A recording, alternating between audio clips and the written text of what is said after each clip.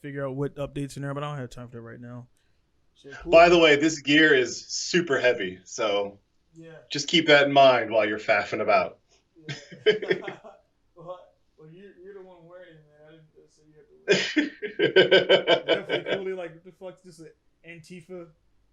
Yeah. Brought to you by Fact, Antifa. So we're already rolling right now. They be like, "What the fuck's this guy talking about?" It's all good, man. Antifa and fact bullshit. This bitch will knock you down. Yeah. I don't know if you saw that. There's this group here in the States called NFAC, the Not Fucking Around Coalition, and it is absolutely absurd. Just a bunch of freaking black people that really shouldn't have guns. Yeah. Like, if ever I wanted a Jim Crow law to kick into effect, it would be then and there. Just then and there. But no, that's not right. Everyone who is a responsible citizen should be able to have a boomstick. I know. But they really aren't responsible citizens. They're just a bunch of angry people that say, oh, we formed a militia. And I mean, man. And they're not a small organization either. They're a pretty big organization. They call themselves a militia. But I'm like, bruh, you guys call yourself a militia, but I bet my fire team could take down your entire freaking your entire squadron. Yeah. Guaranteed, man. 4 dudes. Yeah. Well, it seems like to take down your entire squad team, man. And it seems like those dudes are like the. As you can tell how comfortable we are because we're already rolling. There's no introductions needed. Everybody knows David Adams, but they know who we are. They're like they're looking down at my image and they're like, yeah, that seems like something Dave would do. Yeah. Why is he wearing level 3+ body armor, an LBV, and a rifle? Because I don't know what else to do with myself right now. Yeah. And it's those guys, man, they seem like those dudes who will be like kind of like I guess they did it kind of the guys you run into always when you actually do mention you, because you're not seem like a guy that mentions like, yeah, I was a Marine or whatever. It kind of comes up in conversation. Yeah. And as soon as it comes up, you got 2 guys like, yeah, man, the reason why I didn't go because this, because that. And he's like, hey, dude, hey, man, look, no judgment, man. You're a bitch. I just look, no judgment. I don't care. Yeah. I literally, like, the amount of care I have for why you didn't go into the service is very low. He's like, yeah, very low. Yeah, my mom didn't want me. I was the only son and all this stuff. Like, I am gonna take this stuff off. This is ridiculous. Man. So it was good for a joke, but like now it's a little on the silly side because ow. Yeah. Fucking. So for those, caught it. First try. So for those who think that just because I'm a Marine, no, I run an AK-47. It's actually getting kind of silly. I've upgraded quite a bit. I am running an M4 buffer tube though, so that lets me run M4 stocks. And that one is like, because that's one thing I didn't recently. I seen a picture, man. I didn't even know. I thought AK-47 was just one weapon, but there was this. I'm pretty sure you can educate these guys that the AK is very like a lot of different variations and different stocks and a different. Well, yeah, it's like one of those things where it's like most people are familiar with the AKM. When they think of the AK-47, they're actually thinking of an AKM, and I'm guilty of that too. That's an AKM, not an AK-40, not a true AK-47. And there's various differences. Mostly just it comes down to like barrel type, barrel size, construction. But yeah, no, there are lots of different things you can do. You can run an AK like 74 or like the Crink with like 5.45, which a lot of hardcore AK guys switch over to 5.45 by 39. Is it 5.45 by 39? And because they like the ballistics. The ballistics are a lot closer to the 5.56. So you have an AK that can reach out to like 1,000 yards, which is unheard of. But even with the 7.62, so the cartridge of the AK-47 is like the biggest weak point, where it's not a 600, 700 meter bullet. That just the ballistics of a 7.62 just aren't there.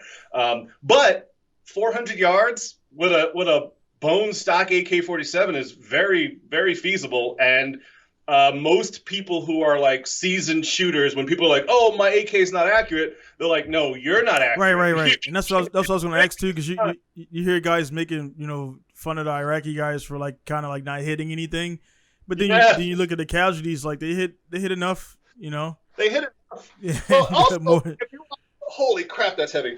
Also, if you watch how they train, like this is level 3+. So this it has you have level plates in it. 3A. What's that? Yeah, satin Yeah, plates.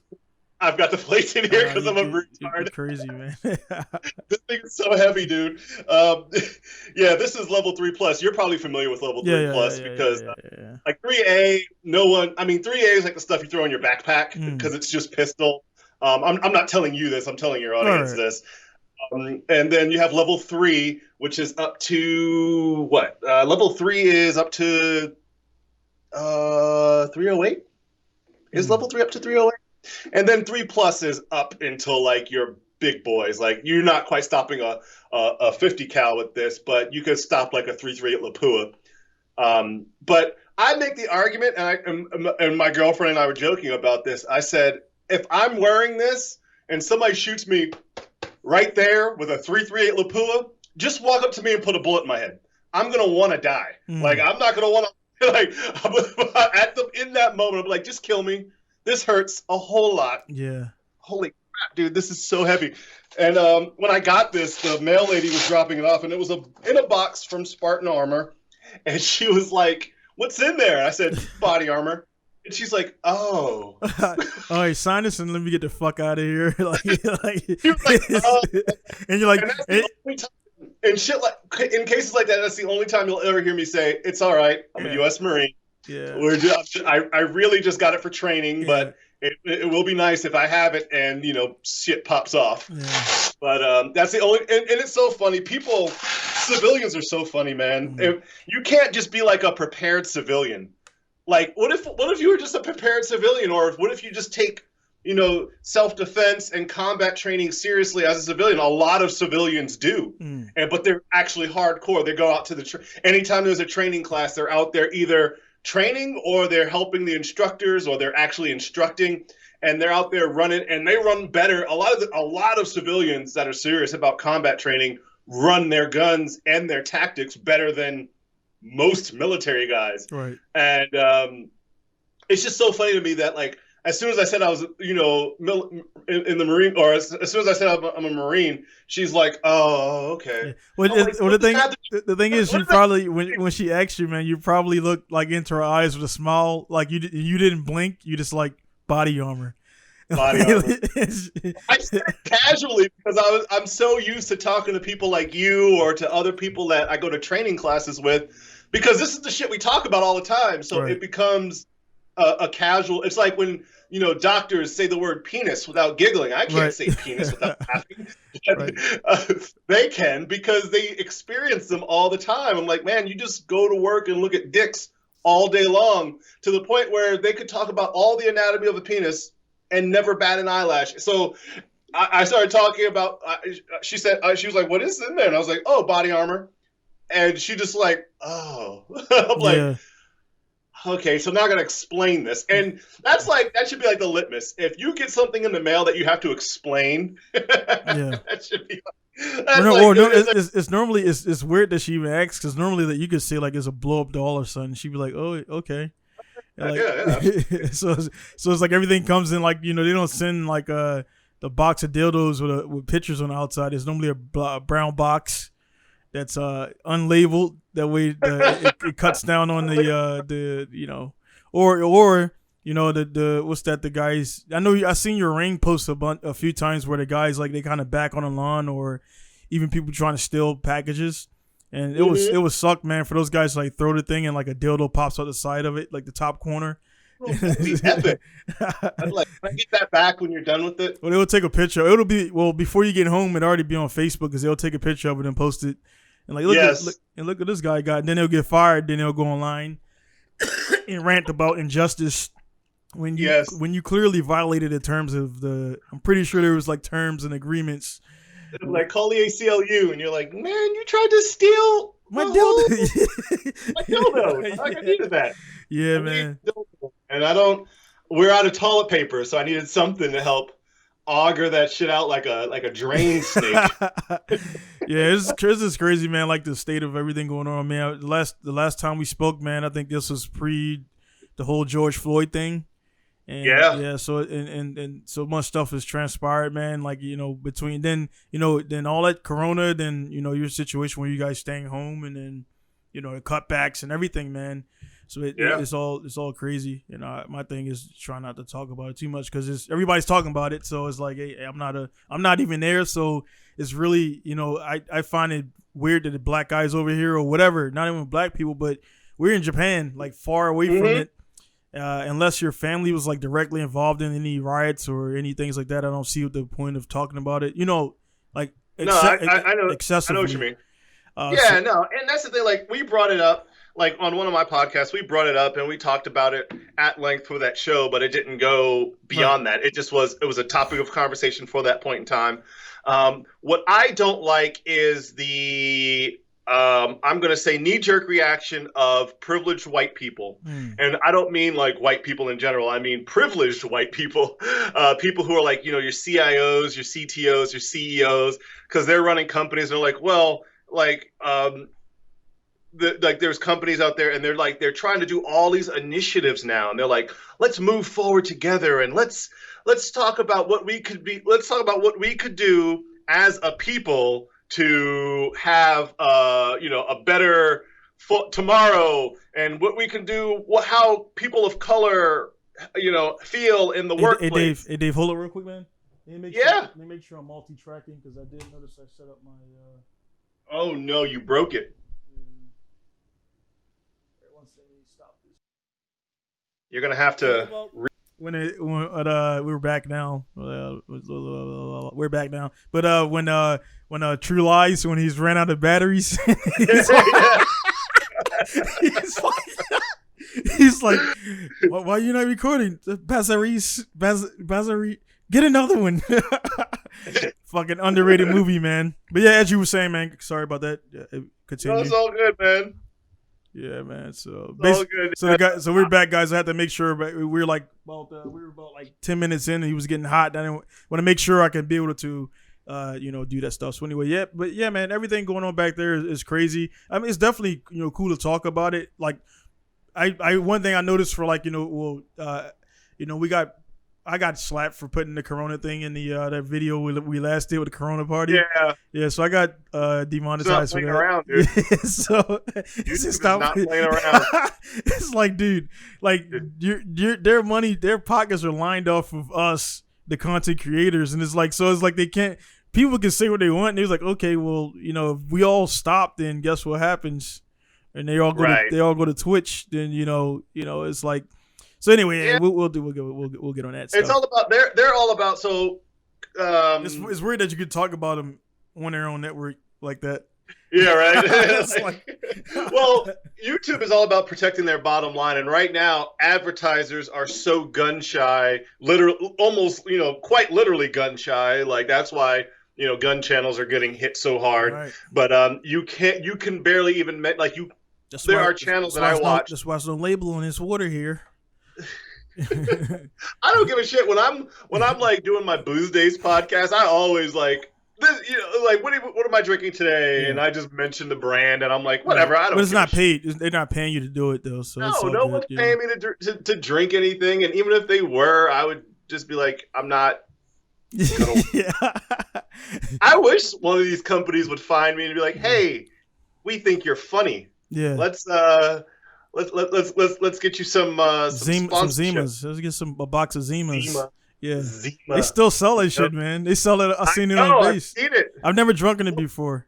I never drink. The seltzers are all coming back in fashion. So like especially the hard seltzers. So like White Claw has taken off like nothing I've ever seen. What's this about, man? Everyone's drinking that stuff, man. I've seen the memes about it. Like I haven't. I've seen the videos of white guys dancing, and he's like the White Claw White Claw strikes again, and like I know it's a drink, but like it seems like every 2 weeks there's a fad or whatever. Now Beirut's blowing up shit and saying it's fireworks and stuff like that. So what's your take on that? So the story behind that, we definitely gonna get on that. The story behind that is, so I'm just following where the facts are. Yeah.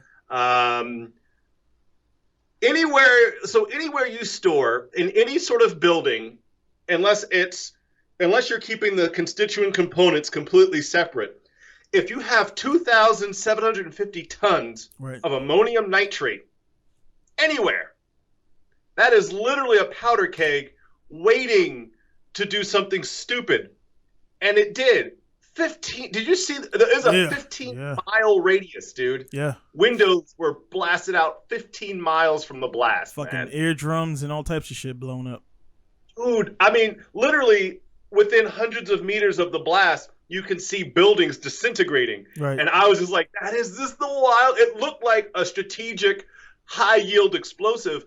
2,700 tons. Yeah. 2,750 tons. That's 6.05 million pounds. That is 6 million. Let's take up the 0.5. Let's conservatively estimate. That's 6 million pounds of explosives. 6 million pounds of explosives, and it all just went. Yeah.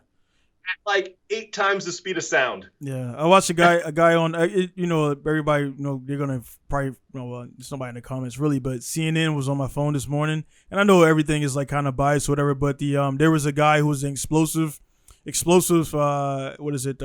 professional or whatever, and he analyzed it. So he was like, the first thing, and I even noticed it. You could see when I first watched it.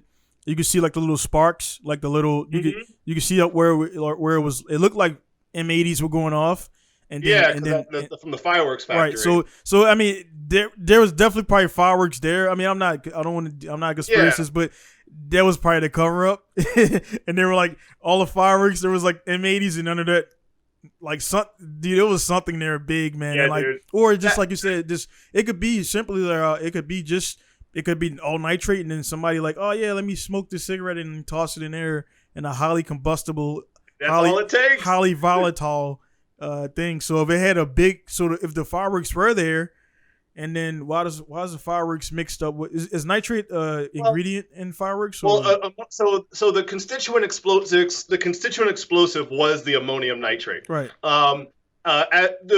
So right now, amongst some of the science guys that I've been talking with, there's a bit of controversy because half of the scientific community is saying that's why there was an orange cloud. That orange-red cloud was because of the ammonium nitrate, whereas the other half is like, not really.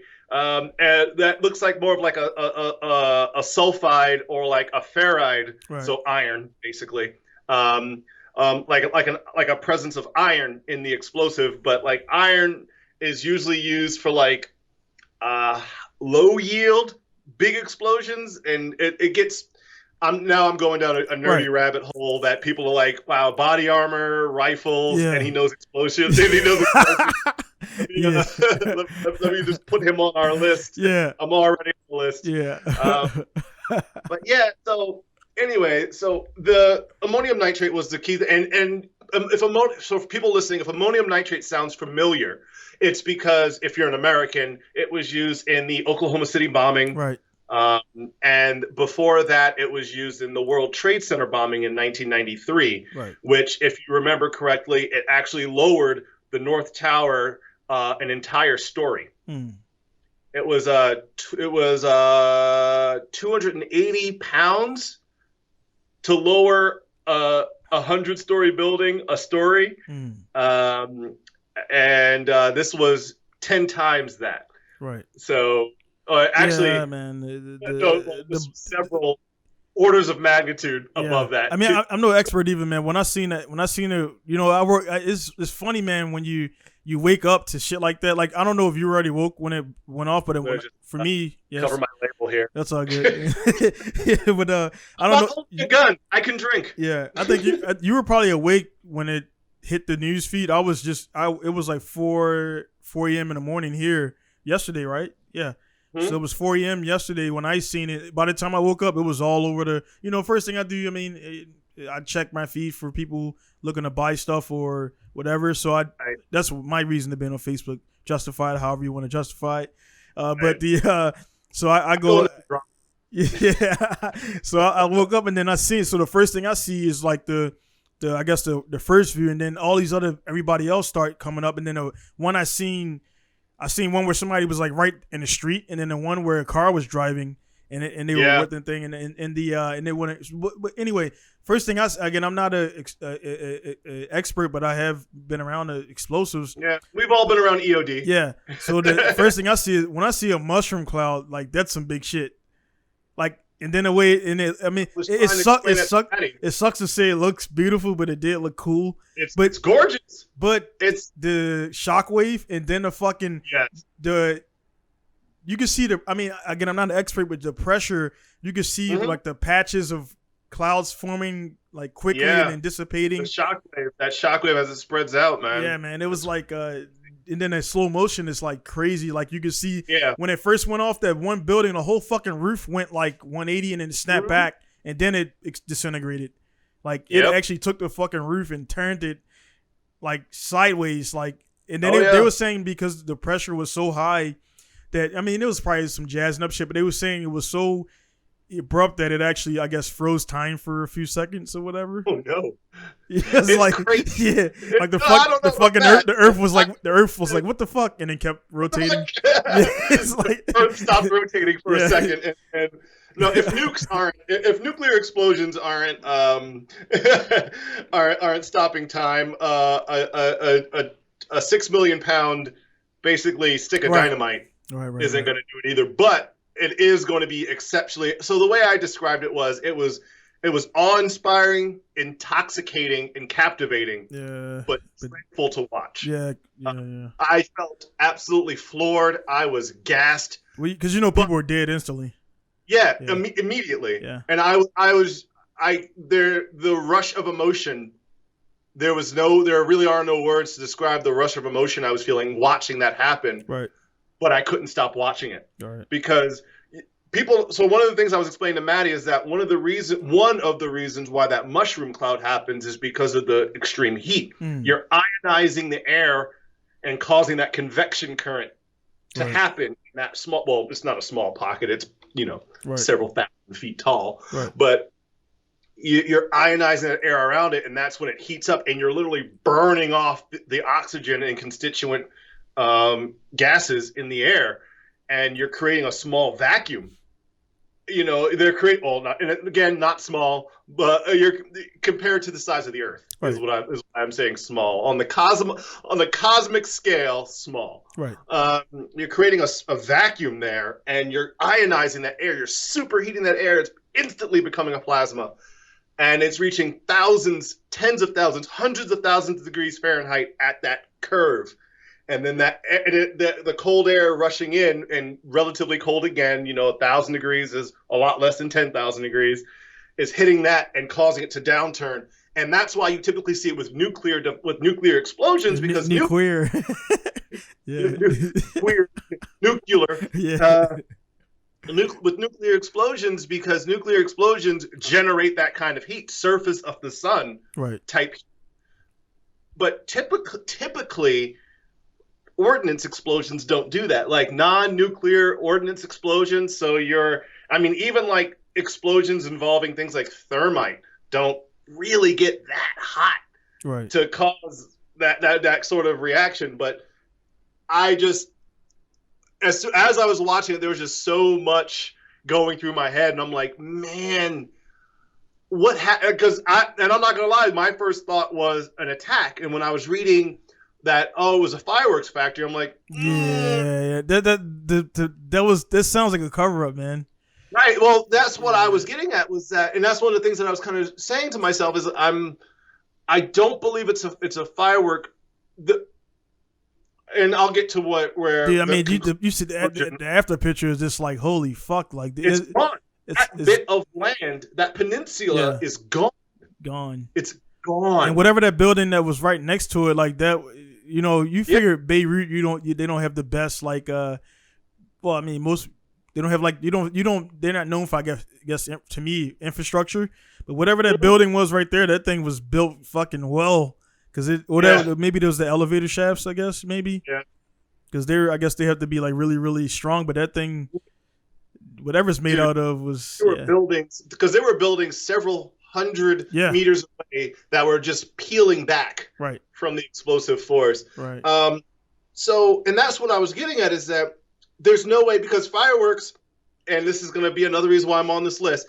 When you build a firework, you build fail safes into it. There are, whether they're professional grade fireworks or just go out to the Walmart and pick up a firecracker.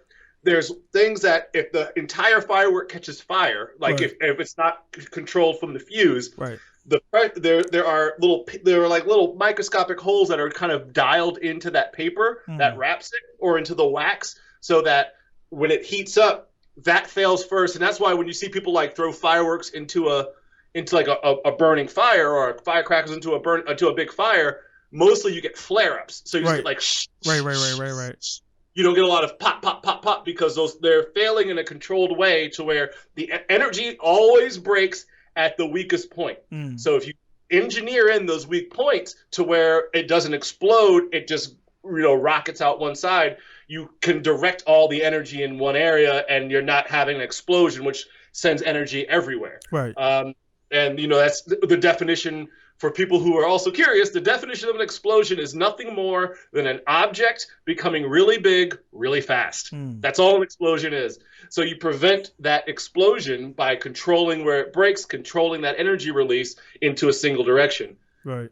Anyway, the reason why, that's why I was like, fireworks couldn't do that. But all the information I had at the time, the only information I had at the time was fireworks incident. Right. Then I learned that there was a munitions warehouse or plant or storage next to it. And I was like, okay, I can see that. But then again, bullets do the same thing. If anyone who's ever tossed a bullet into a fire, or has ever seen someone try to set off a bullet without it being inside of a chamber, you could see the case fails and it just goes flat. It's not a big boom. It's flat. And because the case splits, all the gunpowder burns, and the heat and fire and energy goes out that little crack or hole and goes flat, and it's done. Unlike in a barrel, where you have the barrel holding the casing together, and then the bullet in front of it. So when you pull the triggers, blow, and most of the bang you hear from a rifle is the bullet breaking the sound barrier. But we won't go into that anyway. Anyway, so yeah. So even then I was like, okay, unless they're like housing actual explosives, like actual bombs, then I don't see that kind of devastation. Then, as we were getting ready to do the podcast and we were going to talk about it, that's when I learned about the 2,700 tons. 27.5 or 27.80 or something like that. But my thing is like, because I'm pretty sure as it progressed, there's going to be more and more comparisons, because. We've been by military, like we've been around more explosives knowingly or unknowingly than we like to admit, because they're like, under that tarp over there is a bunch of fucking whatever, there's no fuses in it, cool, you can handle it. And I've done it before. I'm like, hey dude, I'm not you read the little 1 point whatever, you got to do a little quick training on not mixing certain hazardous materials and get trained off of that. All military members are hazmat certified. So we all gotta do like the hazmat course if we run hazmats, and it's like, you don't carry the fuses with the the ignition sources. You don't. They're normally separated on trucks, so you want to have the rockets and then the fucking witch-coms on the same goddamn trailer, even though they're in the cases, but still you just don't. You would separate the volatile things. Just reduce, and that was a big thing, right? Was that this was unsafe? This was stored in an unsafe manner. There's no Beirut isn't exactly the pinnacle of certification of standard for hazardous material. So they don't really standard. They don't really. They're not. There's no OSHA. In Beirut, at least as far as we know. So there literally was no checks or balances to say, hey, you guys have, let's call it 3,000 tons of ammonium nitrate. You guys have a building-sized bomb waiting to go up. A bomb the size of a building with the yield of a planet hitting the Earth, just waiting to go off. It's just waiting to go off. What do you, I mean, that's 6 megatons Well, of explosive. I can't wait to or 6 megapounds. Rogan's going to get somebody on there, or Eddie Bravo's going to get on there, and just like the conspiracy is going to fly, and like they're already saying, like, I guess a week ago, I guess somebody from Hezbollah or whatever came over to do some kind of inspection, or something happened. Something happened in the last 2 or 3 weeks at that same place that they're trying to like line things up again.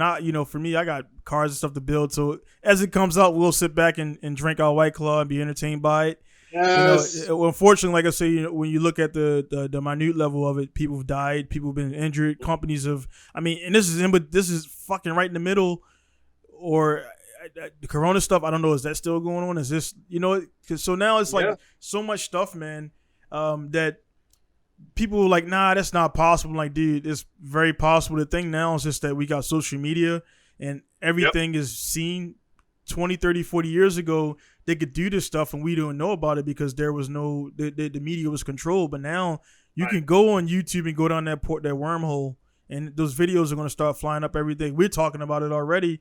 It's definitely, but again, we're both been around tactical environments, military, and they just, fireworks. Yeah. Let's go. Yeah, sure. Sure. It's like, I'm like, dude, that crater, like, that crater just like was like, dude, I'm out of here. That changed. That's literally when EOD guys joke about changing the map of a foreign country. Yeah, it's like a little. That's like the part of Italy, like the little boot or whatever. It's a C shape. Yeah, it's gone, dude. Yeah. That will literally, they will literally have to redraw maps around that. Fuck, the memes are coming out already. So I've seen somebody with Minesweep on it, and it had the fucking mine. It's like right on the coast.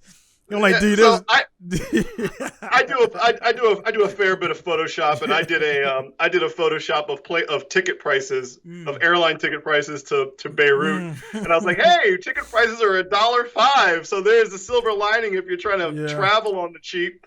Yeah. Just avoid that. Just avoid the port. Yeah, I'm gonna make one. Well, this is gonna come out after. I'm probably make like a RX-7 trying to start up, and then that's too soon, man. It's like, it's like when is it too soon? I think the sliding scale, the litmus for too soon, has shifted dramatically in the last like 3 years, dude. Yeah, more so for us, man. Within like the first 6 months, it was too soon. Yeah. Now it's like people are like, oh, it's been an hour. I can make a joke. Yeah. And it's like now, most are justified now because it's like, finding, because it's like one of those things, man. If you think about it too much, and like the more, like you can be very morbid, and especially again us, man, being that we're prior military, guys sit around in circles and talk about morbid shit all the time, and it's just like it's one of those things where you just kind of face reality. If I get deployed, if I do this, are you going to, if you get deployed, you signed up for it. Number one, number two, you got to. Most guys are going to do their thing because they're protecting their buddies. So it's like, hey man, if I go out there and get my legs blown off, it's like.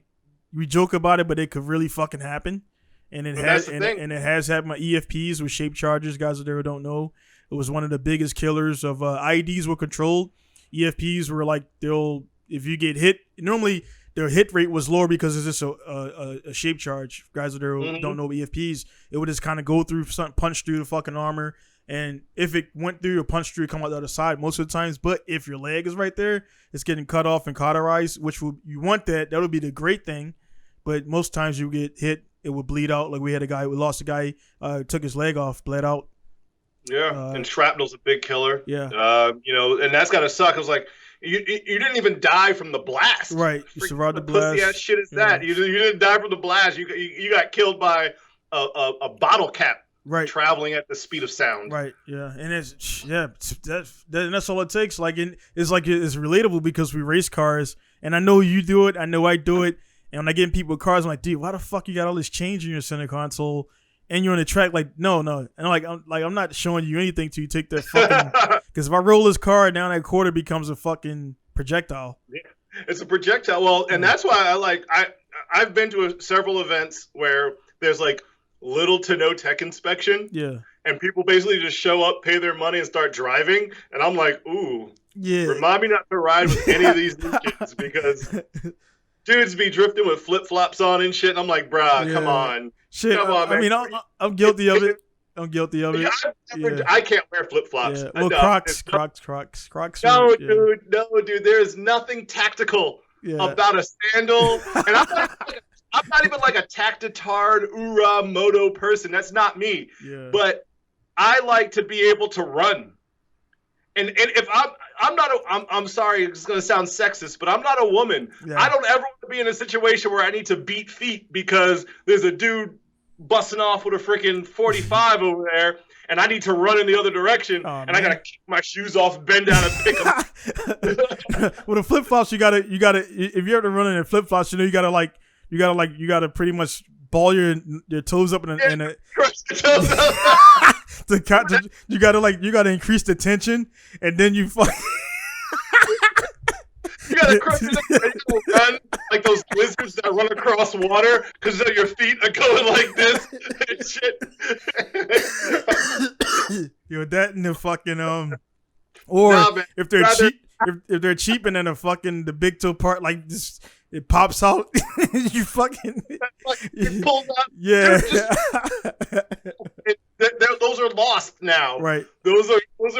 They can have them. Whatever's going on over there, they can have your flip-flops. Right. And I still wear them. I go out with people all the time, pre-COVID, I would say. Yeah. I would go with people all the time who are just like, we go out and they're wearing sandals. And I'm like, bruh, I know it's 90 outside.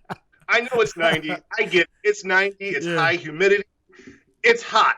I get it. But, dude, if we're walking and some dude starts freaking like running around with a machete, I'm leaving you, man. I'm sorry. I'm not gonna sit there and help you. Fucking, you got the sandals on his tombstone. Like, this was a good man. Like, you get the sandals are like fucking gold, dipped in gold and shit. Like, if he didn't have these sandals on, he'd still be here. Bruh, as I'm saying, like, man, you gotta get your shit bronze. They're gonna be on your headstone and shit.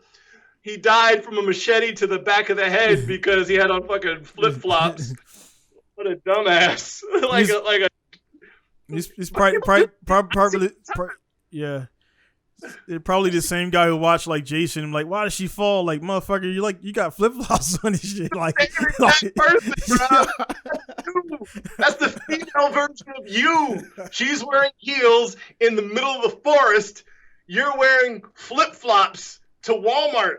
Yeah. And then you're wondering why, if something happens, if the building catches fire, no one's going to drag your 273-pound ass out of the building, bro. Nah.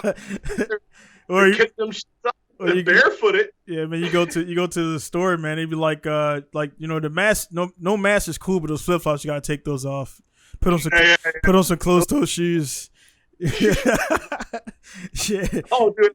I wear socks with flip-flops. I'm like, what are you trying to prove, bro? And they're not even the Japanese ones with the single toes. They like the fucking, or the one and then the four.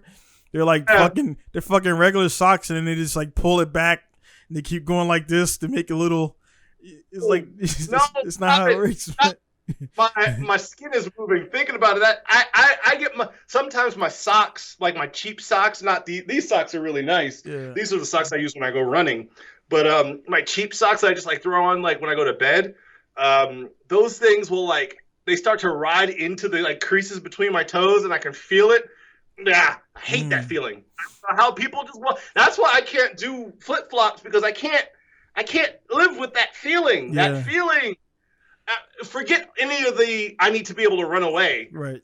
I need to have what about sure footing? I want to be able to sure footing. You know, people.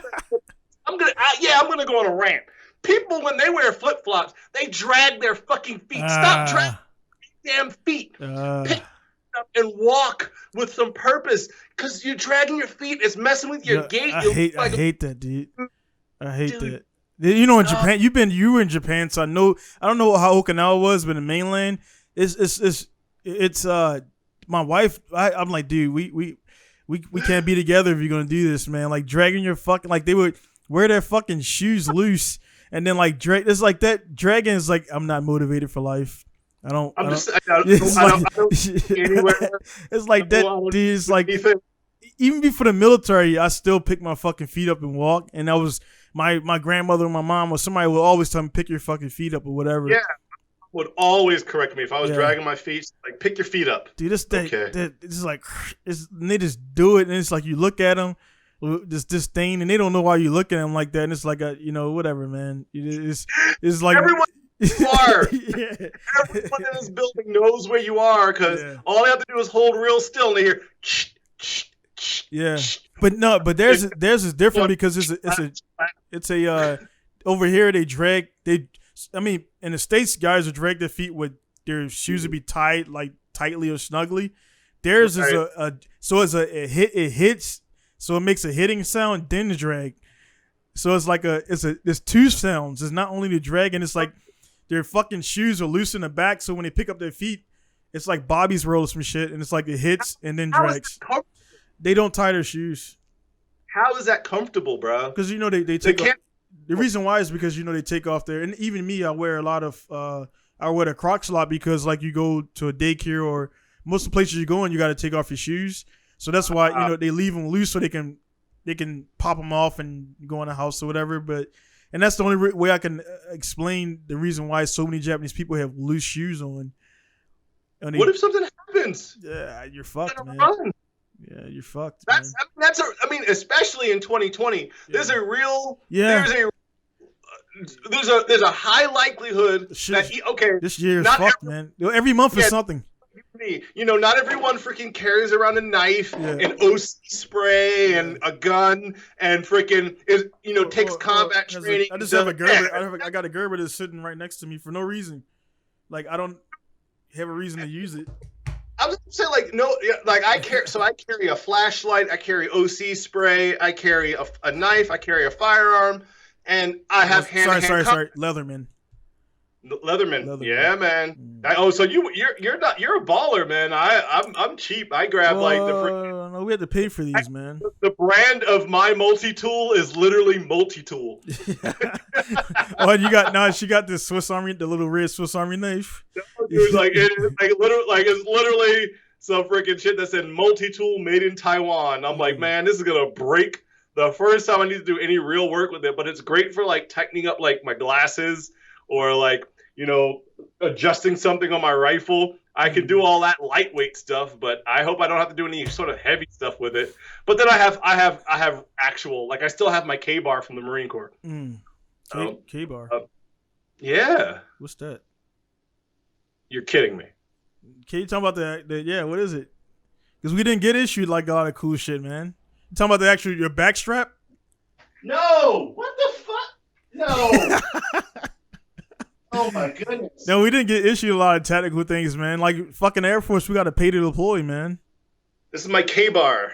Yeah, we don't get. Yeah, that's the. Yeah, oh yeah. That's. Yeah, we don't get cool shit like that. Everybody got issued one of those, right? No, this was not issued. This was I had to go to a PX and buy this. So if I fought, yeah, like if you get the small, like we get the. Because I've seen a lot of Vietnam guys. One guy bought his. He's like, yeah, I stabbed a few people with this. I'm like, cool, man. Yeah. Let me hold that shit. So for people who are civilians, it's called being in theater. Right. If I went into theater, they probably would have given me one. But right. I was. So what's funny about that is I was in a deployable unit. Right. And I never got deployed. And you're MOS again? Well, you were a cop. I was 3043 by trade. Right. So like when I signed up, I went in open contract. Then they put me in supply because I'm an idiot and went into the Marine Corps open contract. So they put me where they need me. Right. But then I got out of supply school and immediately started doing crisis response force, military police, armed force inauguration committee. I did everything except supply. Right. So anyway. So you were. That's cool because I didn't know that because you were. So you're. And the Air Force supply is under logistics, LR, what's it called, logistics readiness school. So I was logistics, I was vehicle ops. So we kind of like in the same. Yeah. Logistics. Yeah. But I never deployed, even though there were people in supply that got deployed because you still need people you need people over there to handle the gear. And they need to if they go over there, they need the training, so they teach them just like everyone else knows how to freaking contact left, contact right, echelon right. Right. Freaking, you learn how to patrol. But yeah, no. So if I went in the theater, I probably would have gotten a K-bar, but I bought one from the PX. And yeah. It's cool. You still at least you had PX. You had. Not everybody can go to the PX, man. So that's a privilege. So it's like when we would purposely go to Kadena Air Force Base, man. In Okinawa, we would purposefully go to Kadena because Kadena and what was the Army base out there? God, what was the Army base in Okinawa? Foster's no. That's Foster, yeah, Camp Foster, dude. Yeah, Camp Foster. Army and Air Force had the big PX. So the Marine Corps, we got shafted on everything, man. We always got like the hand-me-downs from the Air Force and the Army. So you guys had the trailer. Like, you guys had the little 40-foot trailer. PX. It's like this shit's like you go in there and it's like all the fucking air is all musty and shit, and the stuff's all stale. There's no air conditioning. Yeah, dude, it's like a little fan. I was stationed in when I came back to the States, I was stationed at Henderson Hall, which is one of the headquarters of Marine Corps places, and literally we were right next to Fort Wayne, and Fort Wayne had a ridiculous PX, but we had this little bitty PX. It's like, what the why not try to keep up with that? Keep up with that. Like we don't want the Army, so we would always wind up going over to freaking Fort Wayne. Not Fort Wayne. I'm sorry. Fort Wayne's here in Indiana. Oh, I got this new little toy, man. So yeah, go. Yeah, that's awesome. So Fort Wayne. No, now Fort Wayne isn't here in Indiana. I'm thinking incorrectly. That's me misremembering the names. Arlington, Virginia, Army base. There we go. The Linux clickety clack. That's my military mechanical keyboard, man. It's Fort Myer. Fort Myer. Yes, Fort Myer. Yeah, the one that was right next to us. And I was on Henderson Hall. Fort Myer was right next to us, and they had a ridiculous PX. Oh yeah. It was huge, and the fucking biscuits and gravy were good too. Yeah, man. Yeah. Super good. Because I went there for the I didn't know, I went to Fort Myer bunch because the chiefs of staff stayed there, and then like the old guard, we would go there to most time I spent there is we did President Ford's funeral, so we had to do like a week and a half of practice, and then this joint thing in there and everything, and it was pretty cool. But yeah, I went there every once in a while. They're fucking chow hall or defect, whatever the fuck you want to call it. It was pretty good, man. Yeah. I call all of it a chow hall. What sucks? So that was like something that like, and we're gonna tangent again here. Yeah. Is something that I would explain to civilians. They're like, "Well, yeah, your pay sucks, but you get free food." And I'm like, that shit ain't. I'm like, first of all, you don't understand how a chow hall works. Yeah. You have hours of operation for a chow hall. You can't just, and even within those hours of operation, you can't just walk into the chow hall and get food. Yeah. You have breakfast, you have lunch, and you have dinner. Right. And if you miss that shit. Yeah, and if you miss it, and a lot of us would miss it because we're working, right, or because we're, police calling or doing something for, whatever purpose. We're doing stuff, so we can't just run out to the chow hall, grab a quick bite, and then come back to work. It's not like working in the civilian world where you can be like, man, I'm hungry. I'm going to stop what I'm doing and go out because that's my right as an employee. Yeah, man, Gunny doesn't give a shit about what you think. You want this LOR? Yeah, right. It's like a motherfucker if you freaking run out and go grab some fucking chow. Motherfucker, who dismissed you? Yeah. Who gave you liberty? Who authorized your liberty to just run out? Okay, NJP. Yeah. Yeah, man. And then they just I don't know how it was for you, but when I was there, they would takeout would be kind of like if supplies were good, and then it got to the point just before I got because I got staff sergeant and I was able to move off base as a single airman staff, whatever the fuck, and they was like, if you want to take out, you got to bring your own fucking Tupperware, you got to bring your own fucking. This we're talking about the guys that like if you look out the defect 200 yards, you can see a fucking F-16. Yeah. And they're telling you that you got to bring a fucking plastic. When that one bolt, they're getting charged fucking $550 for one 10mm bolt. Yeah, man. One bolt on that jet. And then they can't, so they the military to there's a business, you know. I mean, they make money, they spend money and everything. And guys don't realize, man, they're gonna try to save everything they can save, and to get those jets up in the air, they're gonna cut everything they can cut because they're like, hey, man, we, you know, this was a nicety. You didn't have to have, you know. We give you the mil card, you go there and everything. So a lot of guys out there are not military, and I've seen that those stupid fucks. And I did post I commented on it because they were saying defund the military. I was like, nah, dude. Like this, I mean, you could defund a lot of things, but like, you know, it's already defunded. So you're gonna this has been defunded before that was a word. Like, people think that like when they hear like $1 trillion budgets, they're like, oh man, soldiers must be paid well. Yeah.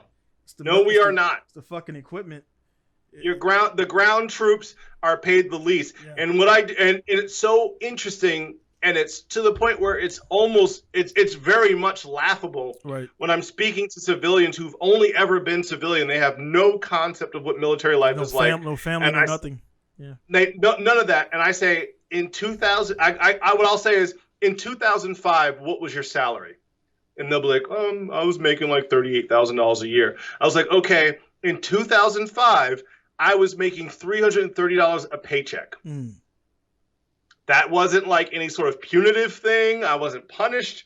That was Lance Corporal pay right. in the Marine Corps in Virginia, which is in Northern Virginia, which is a ridiculously high cost of living. Mm. In Northern Virginia, Lance Corporal pay was $330 a paycheck in 2005. $330, and I go, do the math. Every 2 weeks, you get $330. What the fuck do you do with that kind of money? What do you do with that? You got to save 3 paychecks to get a fucking motherboard. Not exactly. That doesn't include the RAM and the processor and the thermal paste and everything else you need.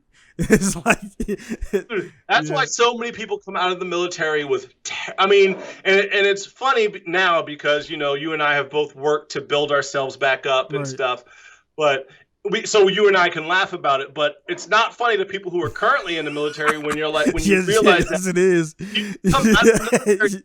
So many Marines and soldiers come out of them, and airmen come out of the military with terrible credit. Yeah. Because you've racked up all this debt because Star you card. can't.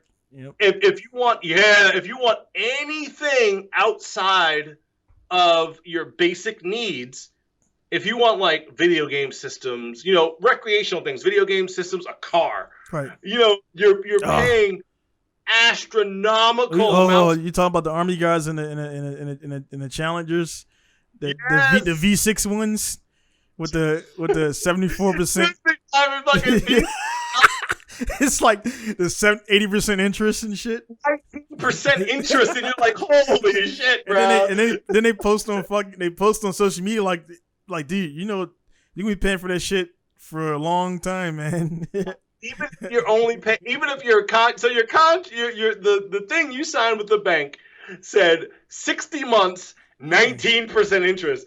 By the time you're done paying for that $30,000 car, you're paying like $60-something thousand, bro. And then you get force-shaped out.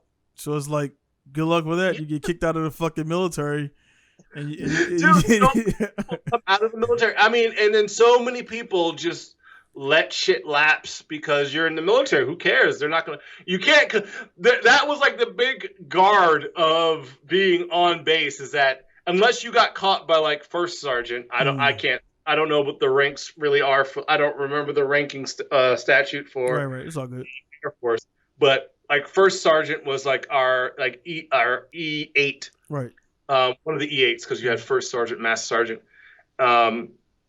Unless you got caught by one of them, if you just lapse your payments, it's not like the tow truck can come on base and get your car. So you're just like, whatever, I don't care. But dude, I talk to so many military people that come out and their credit score is in the 4s or in the 5s or in the super low 6s. And I'm like, how, bro? Yeah. How? Because I can't speak for other countries, but in America, in the U.S., if your credit score is below like 675, you are nothing. Yeah. Banks literally will tell you, we are doing you a favor by lending you money. And like so when I came out of the Marine Corps, I had to build my credit back up, and I built my credit up to a really good number. And it was interesting seeing that side of it, because when your credit score is above, I'm just going to throw out an arbitrary number that I was above like 760. When you're above 760, just arbitrary number, banks look at you like, oh, please let us handle one of your loans. Right. And when I owned a business. I lost my business because I made really bad decisions because I was young, and my credit score dropped. And then it was so interesting when my credit score was super low, how banks treated me. Right. Banks were like, let's think about it, and or they would be like, hey, yeah, if we approve this loan, you owe us like 6 babies, and it's like. They would constantly treat you like they're doing you a favor. And now that I built my credit back after I lost my business 4 years later, 6 years later now. Holy crap, dude, it's 2020. Flies, yeah. I built my credit back up. So now my credit is fantastic.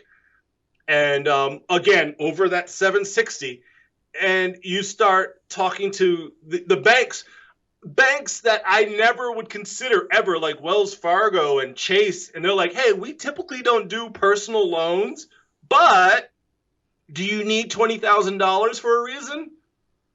And I mean, me being not only a home theater guy, but a car guy and a gun guy, man, what can I do with $20,000? But you have to tell you, if you want to keep your credit score high, you have to tell yourself, I don't need that shit. Or if I need that shit, I'm just going to save up my money. Because all the money you pay back into a loan, for people who want quick credit advice, all the money you would pay back into a loan, just take that amount of money and put it into a separate account. Open another account with your bank and just move that money over. So if you were going to get a loan that you would be 60 months, $500 a month paying back, take that $500 a month and just put it into an account and just chill. Just sacrifice not having the thing you want for a little bit of time and just move that $500 a month over to something else. And within 2 years, you'll be like, holy crap, I've got all this money. Yeah.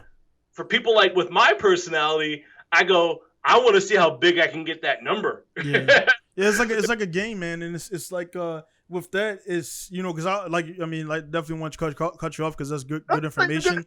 Because I'm definitely one of those guys, because for me, like mine is like at 6 something right now, but it's because I paid all my debts, and then when I did the worst thing, I stopped. I paid everything off. I was like, cool, my last payment, Star Card, all this other shit. Yeah. And then I just like I didn't. So pretty much it was like, all right, you paid it off, but then like I didn't open anything back up. You didn't do anything else. Right. So it doesn't go up or down. And then, you know, well, I guess you do like the soft pulls, they don't ding you, but if you do a hard pull, yeah, pulls absolutely. It happens and everything. So, and the cool thing, this cool program that guys out there who are in a situation right now that you don't want to really, you getting denied. So I actually did apply for one because it got a little bit tough, and I got, of course, denied. They were like, you know, blah blah blah. But my bank, Navy Federal here, they have a thing where you could take a loan out on your own money, which is pretty sure people out there who are in finances know it. Pretty much in a nutshell, you give them $3,000. And then they make a loan. They give you the loan back, and then you pretty much pay you're paying your own money back, and it's like and it allows you to build you're building your own credit with your own money. So you can pretty much put that $3,000 in there to give you the loan back. You take the $3,000 and put it in another account, and then you microtransaction. Yeah, absolutely. And it's like, so you take $100 of your own money.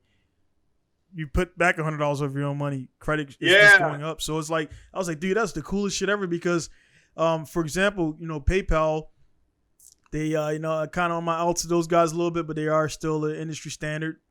But I got five PayPal loans, which are $3,000 each, and I paid them all. I paid them all off. But, and I'm a seller. They look at my account history. I've done all these numbers, man. But recently, the recent numbers have shown that I haven't had consistent funds.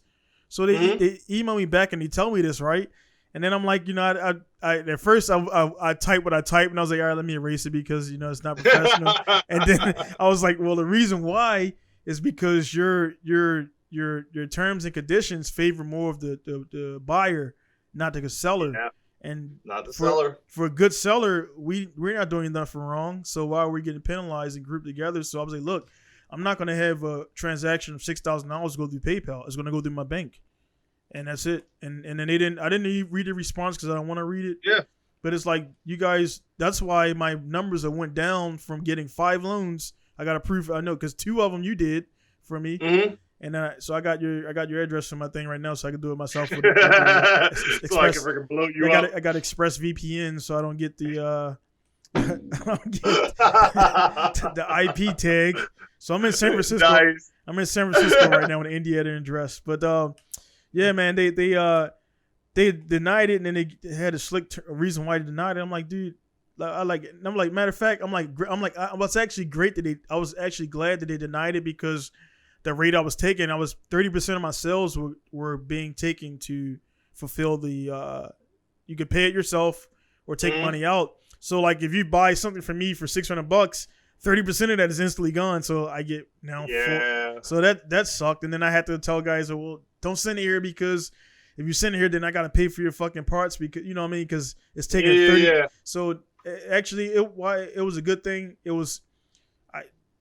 The money's instant for the guys who don't know about the PayPal working capital. You apply for it, you get approved, you get the money in like 5 minutes. So, but I don't think I'm going to do it again because 30% is 30% is a lot. It's a lot, man. And it was now. So when I get sales now, it's all sales, it's all tax, 3%, and I do what I got to do. So it was one of those things where I use as a crutch. It's nice. It's a nice feature. It's a good stepping stone. Yeah, but it's a good building block for the rest of your life. Yeah, because now your business is into the point where you're like you run a credit card and you're almost now to the point where you can like I've talked to people that run shops here in the States and they're calling up places like Visa like I will stop using you if I have to keep paying 1.5% on every purchase. I don't accept card. I don't for that. Japan is 5%. Wow. 5%. 5% because there's 3% surcharge and there's another percentage that you got to pay. So I told a customer, look, I told one guy he was adamant, like, man, you should do this. I'm like, well, number one, I'm not gonna do it. I'll do what the fuck I want to do. Let's get that established. Number 2, let's get that out of the way. It already went from 8% to 10%. Now, when I got here in Japan, it was 8%. Now business tax is 10% on everything. So if you pay the 10% plus, it's 3%. For the credit card fee. So now you're going to get charged 13% on an order that's $7,000. You add that up. You don't need a calculator for that. Like, so he was like, oh, yeah, I'll be right back with money. I'm like, yeah, I know you will because you're not going to fucking pay that. I do allow guys because I don't want to actually count the money if it's like over $5,000 to send it to my Navy Federal, but I charge like a fee because I got to go on base and do everything. But so I do have that set up so I'm not totally disregarding electronic. PayPal, not at all, unless it's under $100.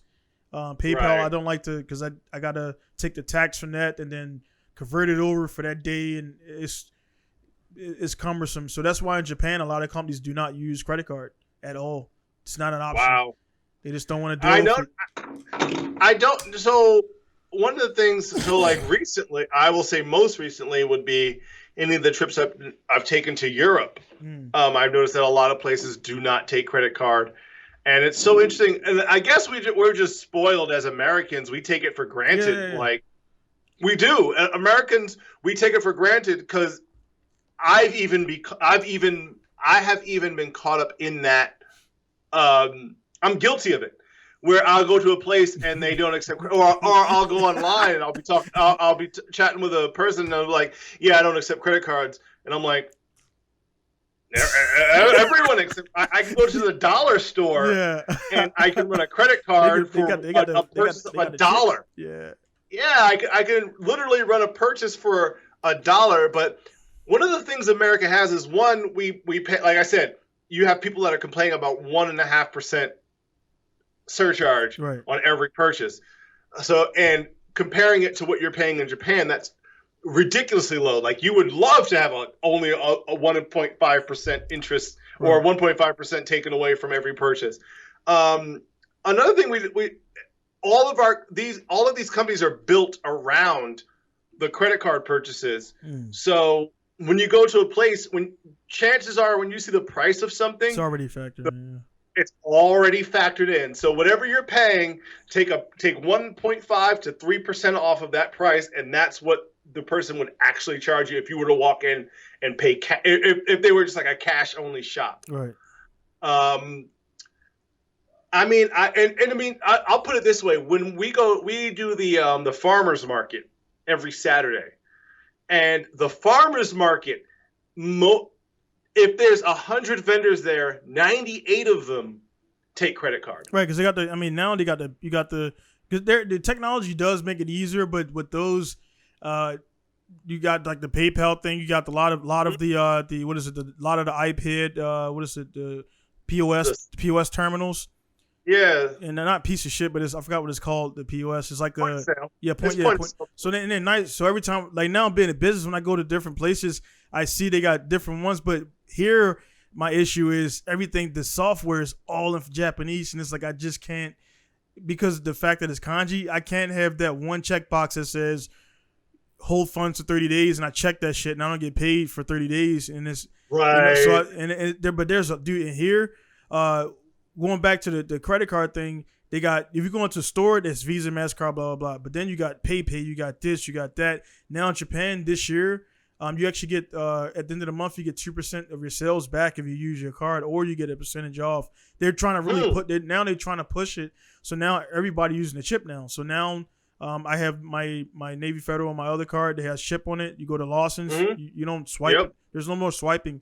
You put in the chip, instant, or they have a lot of now the cell phones. So now you just wave your phone over move your phone to the thing. Yeah. So now, I'm too much of a boomer for that. I will never. Because it seems like the information is just like, give me that. I like my phone, but there's no if somebody hacks my phone, they can get into my Facebook, get into my Instagram. I don't care. I'll be like, fuck, now I gotta change my password. Right. But you get into like my bank information, dude. I've worked really hard to get my shit back in order, right? And I'm still working really hard to get my shit back in order.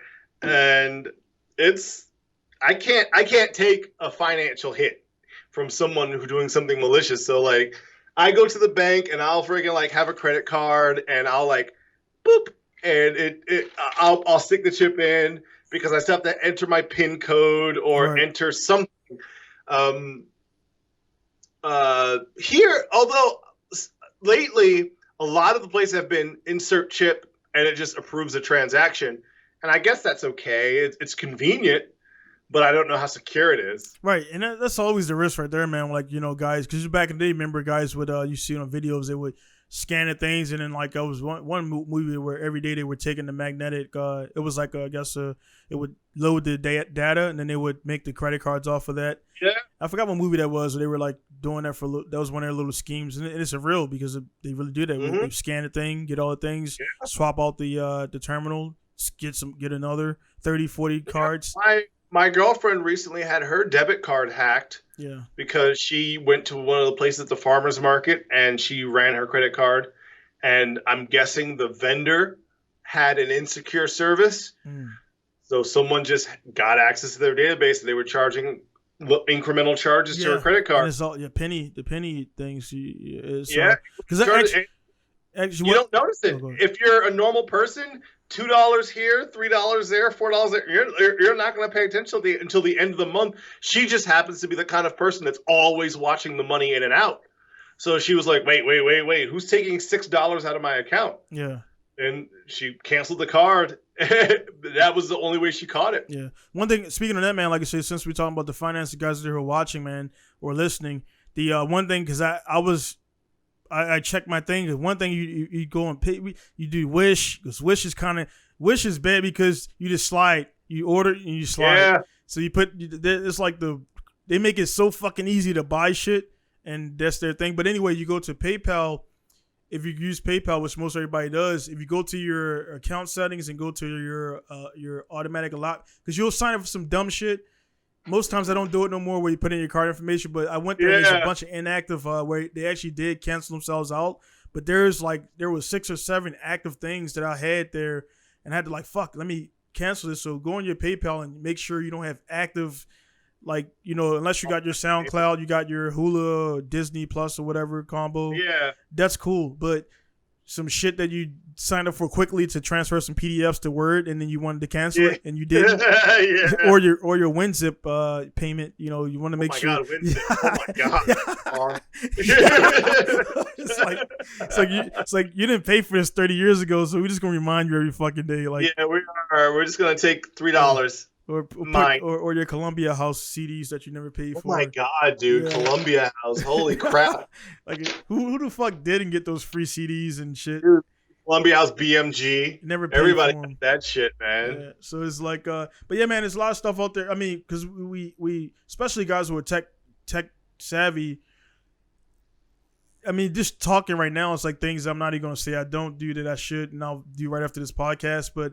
There's security out there, man, and people, you feel like you got your encryption, you got this, you got that, you got your ExpressVPN, but it's like, man, people really, really want to get your data, man. They'll find a way. Find a way to get it, man. I mean, my shit's locked down, and once every few years, I have to cancel a card. Yeah. Because I swiped or I went on to, especially, and I hate to say it because I'm such a gun guy, but a lot of these gun sites, man, are just so they don't lock their shit down, right. And a hacker just has to do like a basic script, and they find all your shit, and a lot of these companies will store their stuff in plain text, and they suddenly have access to your credit card information, your home address, they have all your shit. So yeah, every once in a while, every few years, I have to go in, and there's at least one card I have to go in and cancel because I bought an AR-15 lower from a place.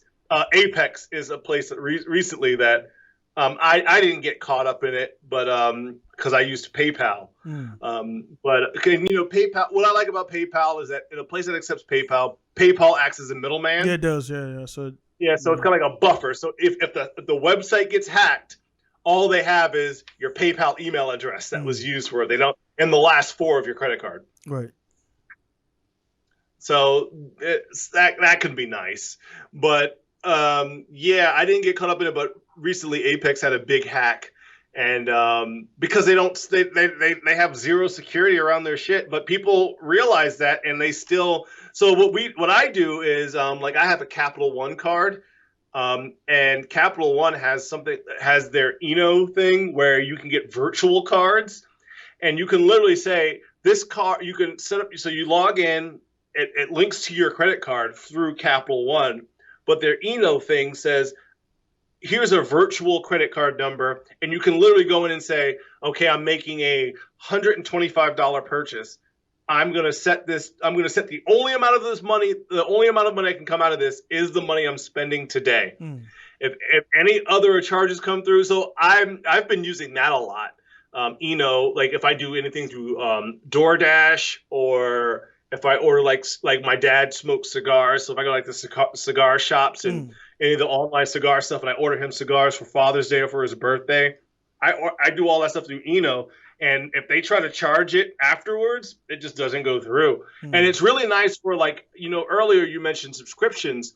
It's really nice for that. So if I do like a trial subscription, and I know they're going to charge $1 to the amount, and then we're not going to charge after that. Like, dude. Yeah, they'll get the $1. It'll go through. So I'll even put like $5. I'm like, go ahead and do the $5.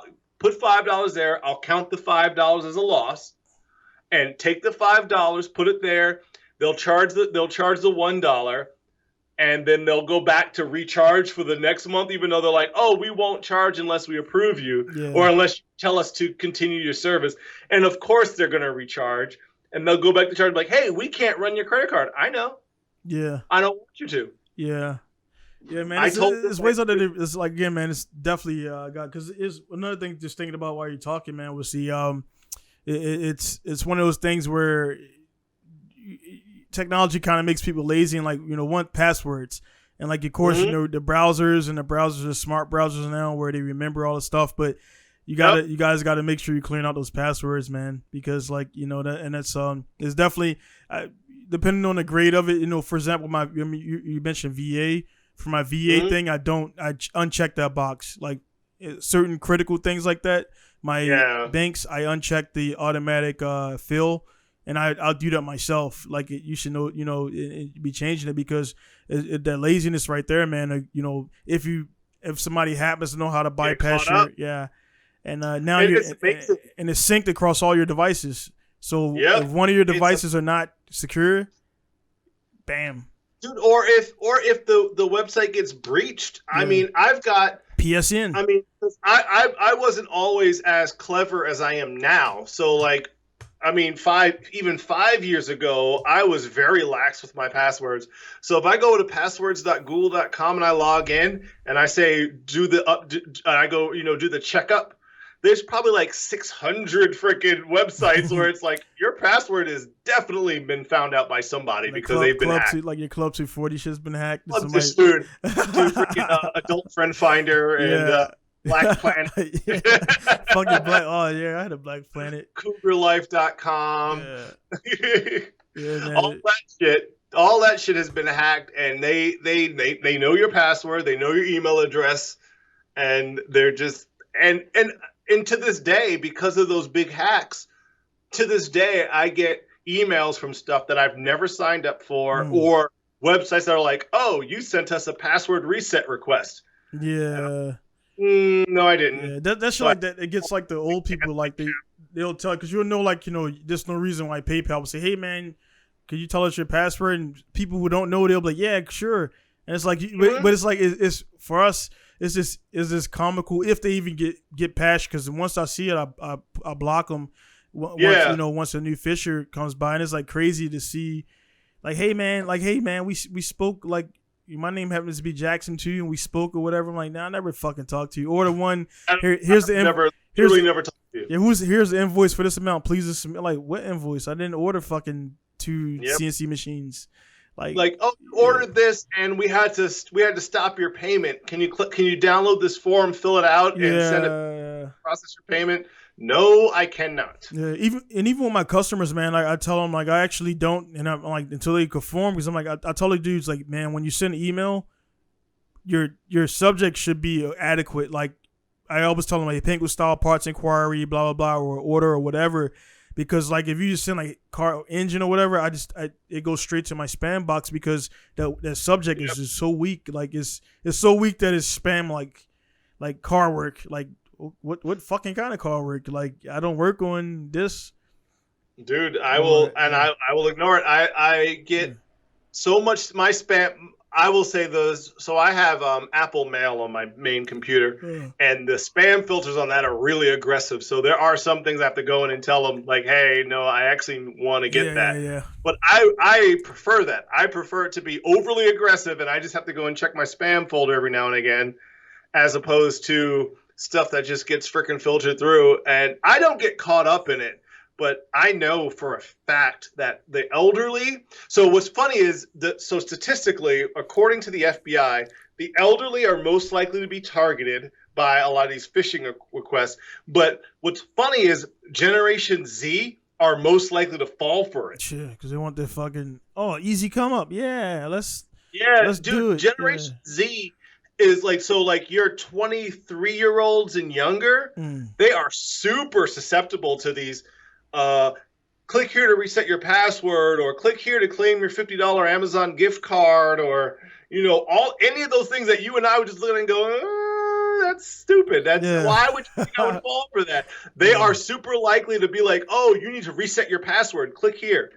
And they'll click it, and they'll fill out their information of like, your password's reset. Then they'll go to log into their freaking Facebook, and they're like, I'm not trying to sell Oakleys. What's going on? This is like one of my wife's. Speaking on that, I definitely got a question for you on the Mac stuff. But my wife's friend, she fucking on iTunes. And her son is like downloading, like, parents give the kid the phone, which is a bad idea because they just click on everything. and he was downloading like the little videos to watch, then stream it to the Apple TV or whatever. And at the end of the month, she had a bill for like $2,000 because he clicked on something. Somebody was taking the money, and then they were like, pretty much like, we can't help you. Like they pretty much told her like, that's on you because you actually, it was certified, confirmed. You know, it was kind of a situation we had with which wasn't a situation. It was my fault for not checking your fucking email. And that was totally my fault. You were totally correct about that.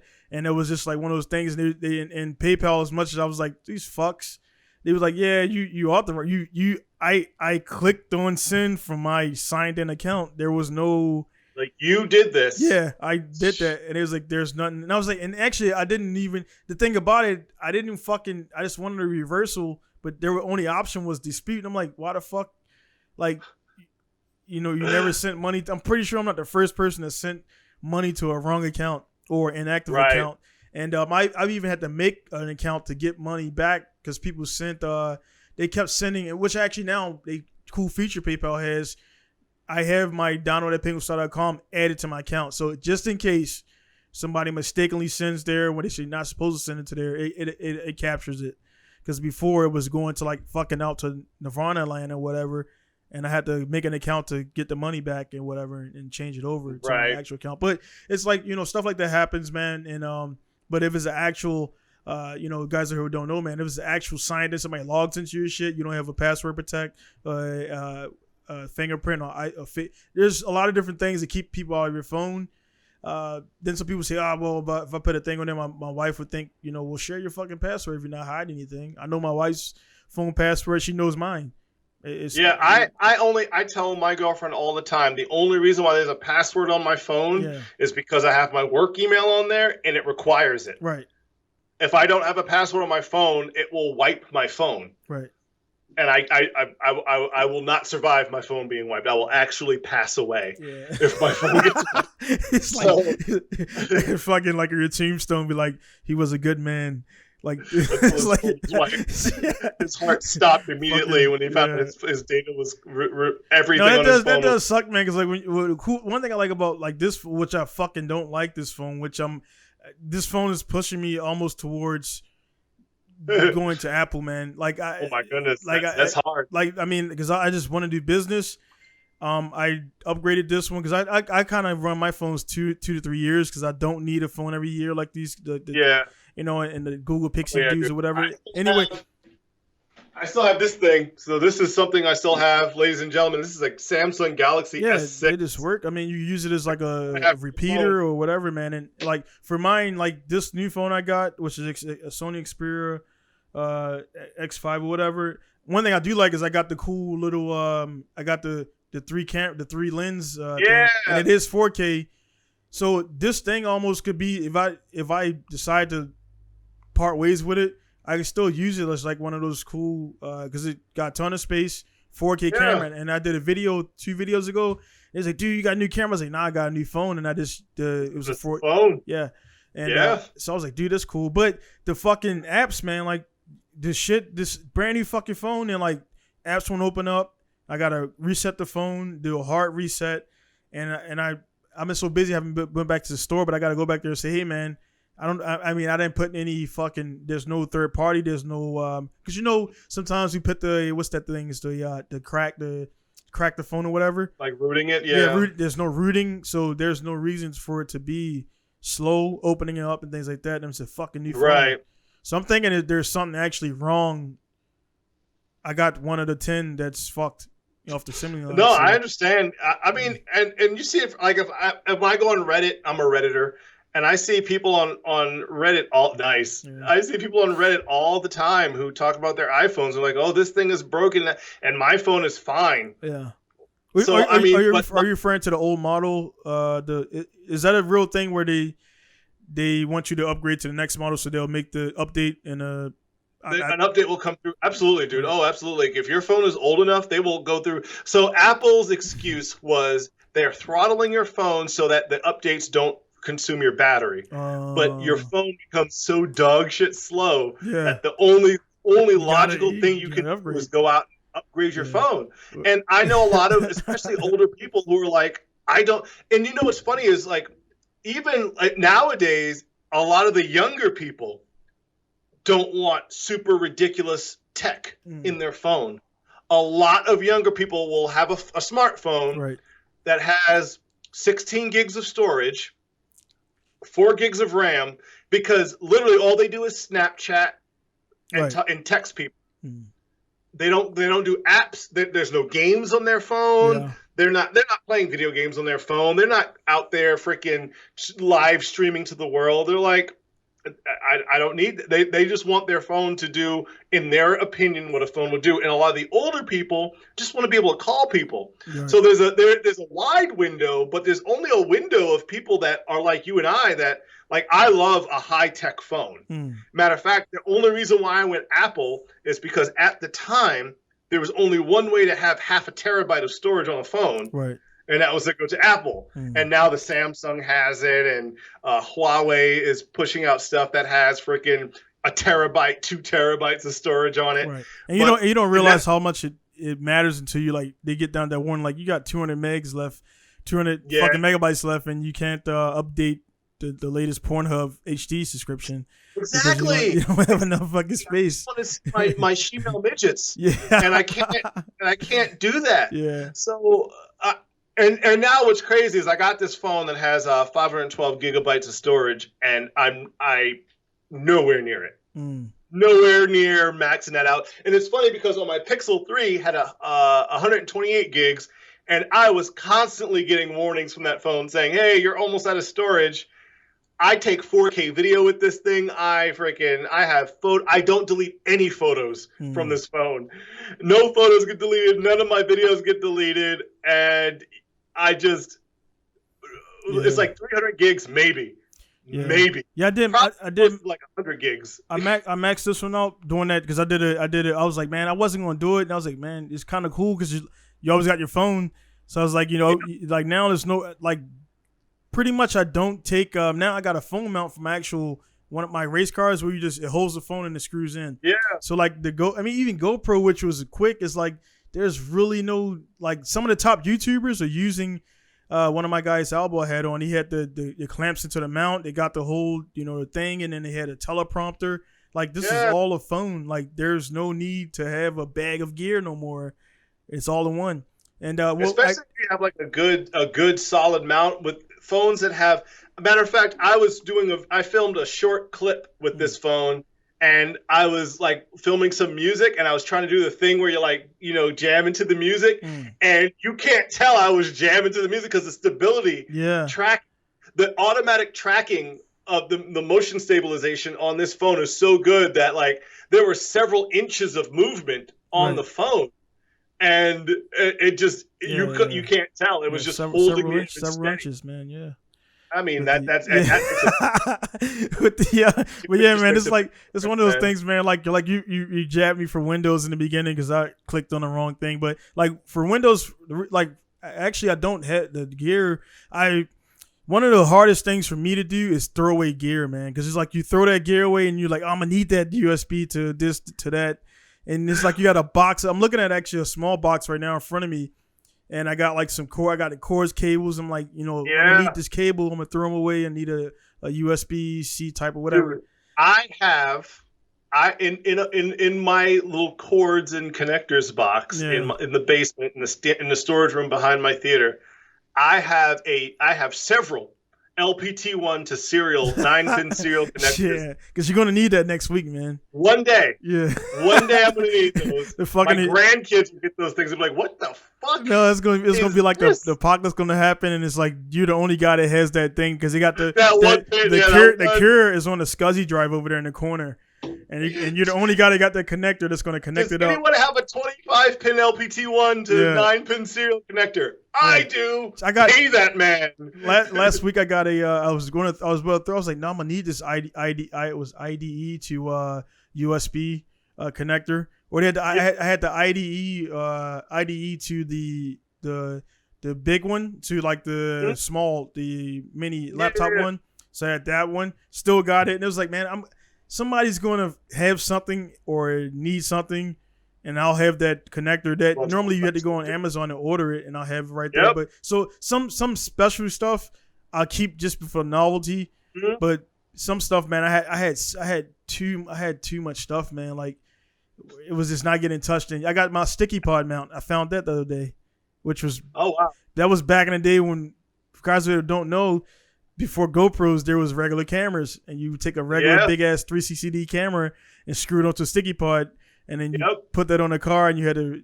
I still got my sticky pod mounts. I just bought the GoPro adapters for the sticky pod mounts. I'm like, I'm not buying new mounts for my GoPros. Yeah, well, depending on, I got the first model, which don't even stick anymore, and and then like back in the day, you see it, and like it was just like, oh, this is cool, man, but the damn thing be shaking like this, and there was no stabilization back then, and none of that. I mean, dude. In that gear, so yeah, on your topic of gear, I've got the 3-sided hard drive. It's just like a hard drive to USB. So like one is IDE, another one is the SATA, and then another one is I forget what the other one is, but it's the mini SATA, mini IDE. So you have mini IDE, big IDE, and then or standard IDE, and then SATA. I feel like I'm like one of the last guys tech wise to go to SATA. I like it was not that I was scared of it, but it was during that point where I was just like kind of had like I stood back from technology a little bit. So when I came back, like everybody's like, "Hey man, you got the SATA drive?" I'm like, "Fuck that shit!" Like it was just like it's like because I just didn't. I had IDE for years, and they were working, they would spin up and everything. And when I first went SATA, I never turned back. And now they're SATA 5.0, whatever the fuck. And I was like, what, this little fucking cable is, you don't have to do any, settings or connected. You don't have to do any jumpers that's why I'm such a huge adapter and such a huge proponent of USB-C. A lot of people are like, "Oh man, USB-C is just another." It's going to be another USB micro A where it comes and goes in 6 months. I'm like, no, USB-C is going to stick around because anything where you can support 300 devices and they all get the same bandwidth out of one port. Yeah. Come on, a lot of the new devices are coming with the C port, and then I got my new music machine over here, the MPC One. Like that has the standard like the 3.0 USB, but like it's just like that, like things like that, like I guess what the IE whatever, we were getting techy right here, but the fire port for IEEE. Yeah, so that still is kind of like. Because it's still on the iMac. Macs still have IEEE. Yeah, right. They have the FireWire. Because I remember back in the day trying to get like the FireWire to convert over to Windows because it was like and that was the thing. It'd be so slow. Yeah. Holy crap, dude! FireWire to USB 1 or even FireWire to USB 2 was so slow, and now you have like USB-C is so good. I have USB-C to HDMI.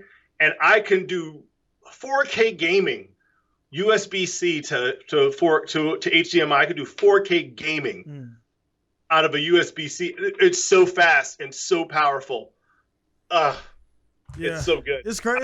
I'm a huge proponent of USB-C. I want everything to move over to USB-C. Yeah, because you can connect. You have one cable to a hub to the back of your machine, and from that hub you can connect. Nearest makes no difference in infinite devices because you're not going to have 300 USB devices running at one time. Right. It's just the ability to is like a selling point where actually if you get about 10 or 15 and they got bad IRQs, you're going to have fucking issues anyway. Oh my God. Conflicts. Shit. So I remember those days. I remember serial ports and the game port and the old days of USB where you'd connect like Windows 95 where you connect USB and then it's like, please restart your machine. Like game controller. Why don't you restart? It's like this motherfucker's trying to hot boot and shit. What the fuck? Back then I didn't know. That's because it's taking an IRQ port. Yeah, that something was trying to utilize. So you need to clear that IRQ allocation. So we can actually utilize it. Yeah, it was funny, man. It's like it's moments that you realize how. I mean, for you never left out. You had to kind of stay with. For me, it was a hobby, and then I didn't pursue this profession, but I still knew more than the average guy, and still do. But it's like I remember my guy was a tech guy. He kind of got me back spun up into it because for me, like I said before, XP Service Pack 3, I just kind of like stopped, and then like I got into cars heavy, and then all I needed was XP for tuning because everything was built on their architecture. Yeah. So when you take for example, I hate AEM personally, but the original AEM software was built to run the XP architecture. So when you actually run it up and run it into compatibility mode, it would not run as well, or it would be glitchy. And when you tune in the engine, you want those refresh rates to be as fast as possible. Yeah. So I would always have XP system. I use it still run it in a native system. Right. I run it for PowerC. And in some tuning, they'll tell you do not run this on Windows 7, Windows 10. Don't do it. You got to have an XP machine. So a lot of tuners, we all have. Some guys still have the NT 2000, Windows 2000. And I know you mentioned like you rave about that because it was solid. But the super solid. You just don't tune a Millennium Edition. Whatever you do, that's not even an option. But but we always jab with Millennium. But it's like my guy. I was back in the day, there was like the multi CDs, the pirate stuff. I actually buy software now because it's a write off for my business. So yeah. But I was like, hey man, you gotta. Well, I buy software because I'm an adult. Yeah. And that's what adults do. Yeah. We pay for the stuff we need. Yeah. But I was like, hey man, you got a CD for. I was like, hey man, you got a multi-boot CD. He's like, fuck is that? And he's like, he threw a USB on my lap. He's like, yeah man, that's everything you need. It's like all Windows from fucking 3.1 up to like 10. Wow. And I was like, okay, cool, man. And then he's like, I was like, so what the fuck I do with this? I was like, you boot from your, you go into your BIOS and boot from USB. I was like, that's a fucking thing now. Like I didn't, like I'm a tech guy and I didn't know you can boot now from a full. Because back in the day, we were like, you put 98 on and you would load the kernels first. The guys who don't know, you load the kernels to speed up the fucking install. So you're not sitting there looking at the window, go like this. So you load the kernels in DOS. Then you load up the actual GUI, pops up. So we getting too technical, which is not really technical, but for the average guy, we're getting into the weeds that most people are like, "What are you talking about?" Like F-disk. But yeah, what is F-disk? Absolutely, dude. And that actually it bugs a lot of people that have been in tech for a little while. That like nowadays, I have a Hackintosh that I built out of a Lenovo 460 T460, a late edition T460, like right before they became the T470, and there's no optical drive on that. So it's not there's at no point could you say I want to have a CD of something and put it on this computer. It doesn't exist. And nowadays, I haven't seen a computer in the last. It's 2020. I haven't seen a computer since 2016 that's come from the factory with an optical drive. Yeah, just funny. 2016 was the last time I saw an optical drive. Yeah, I got an HP right here. They don't exist. They're obsolete. Yeah, I actually had to buy. Speaking of that, I had to buy a because I got an HP I just bought only for music because I didn't want to. Like this system we're on right now is only for. I don't do. I actually didn't enable internet on it until like recently because I will only turn it on to upload and turn it back off. But it's cool. Only podcasting, nothing else. I don't do emails. I don't do fucking nothing. Podcasts, video, and I make the picture. So it's like, it's people like, man, why you have more than one system? Like, because we don't want to tie up any resources or add anything on it. I don't want fucking maybe speaking how to speak fucking gibberish. I like maybe speaking. I'm gonna get my typing tutor going back again. Yeah, man. Get my keywords per minute. Yeah, it's just like but the tech moves, and it's like one of those things where again you stayed in it, but if you get off the bus for even a second, man, leaves behind. Yeah, quickly, and it's like quickly. I can't, and that's like what I tell people. Like people are like, why do you always feel the need to be in front of it? Like, because I do this for a living. Right. As I'm an engineer, I'm not a sysadmin. I'm not a desktop support guy. Right. I'm an engineer. Reading a script, yeah. Yeah, I'm an engineer. I literally have to have my tech prowess has to be ahead of the curve. So I'm always watching the like in any of the stuff that comes down from like Linux CTL or from any of the TechNets or MSDNs or anything from Red Hat, IBM, any of the AWS or Azure. I have to watch all of the stuff that they're putting into what's called preview mode. Right. Because that's what's going to be hitting the market next.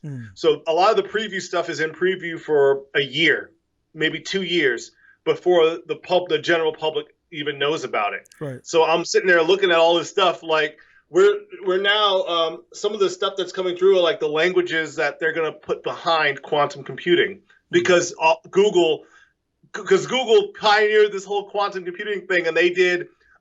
Google recently did a calculation with a quantum computer. They refuse to call it quantum computing; they call it forward processing, but it's quantum computing. They did a calculation in 7 days, which would take a computer. They said 2,000 years. IBM came back and said, we can do that in 7 months, but still, it's days versus months. Right, which would be even faster. Yeah, Google is pretty much the pioneer of quantum computing. So Google recently did a release with working with like Amazon and a few others where they're like, this is the language we're gonna wrap around quantum computing. So people like me are like, how do I learn that language? Because if you learn that language, and when all of that quantum computing stuff gets released and starts really going into the mainstream and companies start adapting it, your worth as an engineer skyrockets. Right.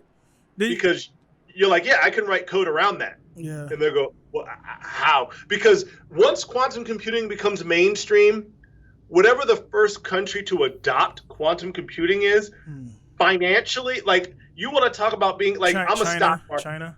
Dude, I'm a stock market guy. Yeah. I watch the stock market hardcore.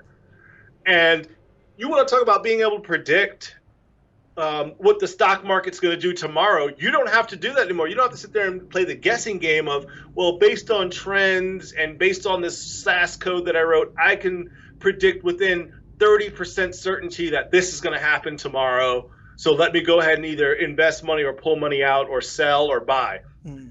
Quantum computing is going to make it to where within a margin of like 90% certainty, you can buy or sell. 95% certainty, because quantum computing is cool, and I'm going on a tangent here, I know, where instead of running a single calculation, quantum computing says, let me take 50 million of those single calculations and run through all of the outcomes of these calculations. So yeah, right now we have hyper-threading and multi-threading and multi-core process, 16 cores, each capable of handling 1,000 threads. But quantum computing says, what if you took that 16 core, multi-threaded, hyper-threading, all these possibilities, and then multiplied that times 100 million. Right. And ran every single possibility that each one of those processors can do 100 million times over, but it does it in a second and says, okay, for every second that this 16 core is running, I'm doing 100 million of those 16 core processors all at once. Yeah. The possibilities are out of this world, especially when it comes to being the country that has the financial market corner. Matter of fact, because quantum computing has such great potential, a lot of the talk around quantum computing deals with ethics. Not so much the limitless power of it, but it's, okay, how do we ethically manage this power? Do we start building AI that has quantum processors? Do we start trying to determine when the next world war is likely to happen? Or do we want to run statistics on behaviorisms based off of a nation or off of an ethnicity of people? No, that seems unethical. So it's crazy that computing power has become to the point now where we're not talking about, how can we, help the energy crisis with this? It's how do we keep this in check so that people don't go crazy with power because they can predict, literally predict the future because they've run through every known scenario for a given event. Yeah. Trump gets reelected. What's every single scenario that they can predict every single scenario, and they can hedge bets based on that. Yeah. Just quantum computing is crazy. I know I went on a tangent. No, it's fine. It's the thing. I mean, like while I'm listening to you, man, it's like one of those things where it's you just explain all that technology right there and the stuff that's going to happen in the future. But the number of people that are actually into it, the number of people that are actually utilizing it is very minute, and the people who are into it are going to be the guys who are going to benefit from it, while everybody else is just waiting on the latest Facebook update so they can post a black background. Like that's so you got the small group of techies, which were again the guys are shocked when a 240-pound black guy with a mohawk, when they come to the shop and they'll see my computer and they'll say GTX blah blah blah. Like, yeah, well, it was outdated last year, whatever, and blah blah blah. I'll talk about the onboard, RAM, the onboard fan, the onboard whatever. Yeah. And they be like, what? Huh? I'm like, yeah, dude, I build computers. I just don't talk about it. So they're shocked, and and then we become instant best friends. And, because they're like, oh, yeah. I'm a nerd too. Yeah, because the guy, dude, like literally, I was the guy. The fact that he's seen the green and black GTX box NVIDIA. And he called it out, and he sees it. Oh, I see you noticed got that box over there. I was like, yeah, I just swapped it out. And this was like buried under some stuff. He just knew the colors. Like he knew that green, NVIDIA green with the stripe around the outside and the little small words on the thing that you can't hardly fucking read about the system specs. That don't matter anyway, just as long as it's, the proper speed and stuff like that. So it's things like that, man, where like I'm definitely I've definitely gotten back into it. Again, it's for me is like on a what I need it for, and not more like I'm not, again, my job is not around that, but yeah, man, it's definitely something that's good to know and definitely keep up on. And I think the guys who have power and the knowledge definitely can. People wonder how I can do all this stuff by myself, the editing the videos, and like, because I mastered the actual basics and beyond. Yeah. And it's like I can do my own. I don't have to pay somebody to do a fucking PNG for me. I know how to extract background images. I know how to do video editing with monochrome screens and things like that. And honestly, you see my new stuff with the new, like the intros, that's all fucking it's prepackaged shit. It's the Facebook shit that they were selling, but only 30 of us bought it, and everybody else just comment on it. Hey man, is it good? So I got the clear. I actually got more. I got the whole. I can make a Marvel. I got all of Michael Bay's sound effects. I got all of the. Nice. I have all of the I guess you could fall on the ground and the ground breaks up and crumbles and all that stuff. Yeah. But it's like, do I really need to use that on the podcast? No, but I got it. It was like it was $90 for a bundle. So I got all these stuff, and I actually use it for music stuff like that. But it's like, man, it's easy, and people they make it easier to seem more polished, I guess. But everybody doesn't do it. And everybody else, and that's the thing is, that's what it all boils down to. Python. I write a lot of my code in Python. Yeah. 30 years ago, Python would have been seen the same way that people look at, importing templates into Photoshop or into Premiere or into After Effects, where someone else has done all the hard work for you, and you're just importing it and then setting your own stuff to it. Like, oh, that's easy. I'm like, okay, well, why don't you do it? 30 years ago, Python, being a high-level language, was looked at as, oh man, you don't have to actually talk to the compiler. You don't have to talk to the assembler. You don't have to work with the hardware to write your code. You're just writing the code and it just runs. That's cheating. And nowadays, people look at someone who knows Python in and out, and they're like, oh yeah, how much? They go, how much can we pay you to work for us? They don't go, okay, well, this job pays this much. They go, what would it take to get you to work for us? And you give them a number, and they go, okay. Right. Yeah, because I remember back in the day, I thought Micromedia Flash was going to be like because you remember that point where only the cool people had flashlights, and then now, I haven't even touched it back in the day, but like it was like the cool. They had a nice startup screen, and the car was sliding into there, and they had the cool music and the animations. And I was like, man, I wanted to try it. Then I got the Flash editor, and I was like, what the fuck is this, man? Do you have to like build? I didn't know you had to actually build animations. So that was like, and then like then they came out with the pre-packaged ones, and they just didn't have that same. It didn't look like a experience. Like you could tell the package stuff versus the guy that actually knows actually did it himself. Macromedia or Micromedia? Macromedia. It was Macromedia. Macromedia. So down, but you don't. But you don't even see a flashlight these days. Like well, Flash is about to get Chrome is December of this year. Chrome is dropping Flash support. Yeah. So. Well, you see I know. Well, you don't see it because you're not Microsoft, but Microsoft Edge, they released the browser that I mean, it actually it looks good, but I was like, yeah, no. I was like, I don't. Yeah, my Edge. It looks good. It looks good, all man. All the tests say that Edge is faster. Yeah. Loads quick, like from clicking on the icon to it loading, it's faster to load. It loads websites faster. It browses faster. It's more secure. My life is in Chrome. When the first thing I do when I set up a new Linux machine or a new Apple or a new Windows machine, the first thing I do is download Chrome. Yeah, first thing. Everything is on Chrome. Yeah. All of my accounts, all of my websites, everything is in Chrome. Yeah. I have no reason to say. I have Firefox, but Firefox is more. Damn, I use that in years, man. Dude, Firefox is this website doesn't work well in Chrome. Let me switch over to Firefox, or if I want to watch porn. Yeah, that's Firefox for me. Yeah, because guys out there don't know incognito doesn't mean people can't see it. They can see it. They just click on incognito and look at your history. So it's this incognito only if they don't know there's a button there for that. So this little tidbit out there for guys out there to your wife is right there in the fucking thing. Incognito window, incognito history. So well, actually, it says it doesn't save the cookies, browser data, and all that stuff like that, but it's still seeable. But yeah, man, again, it's like most people are like just watching this or listening to this. They're like, dude, I didn't know you know that much about, and we didn't even really get deep. It's just basic stuff that most guys, we found each other on fucking Club 240, which is S chassis.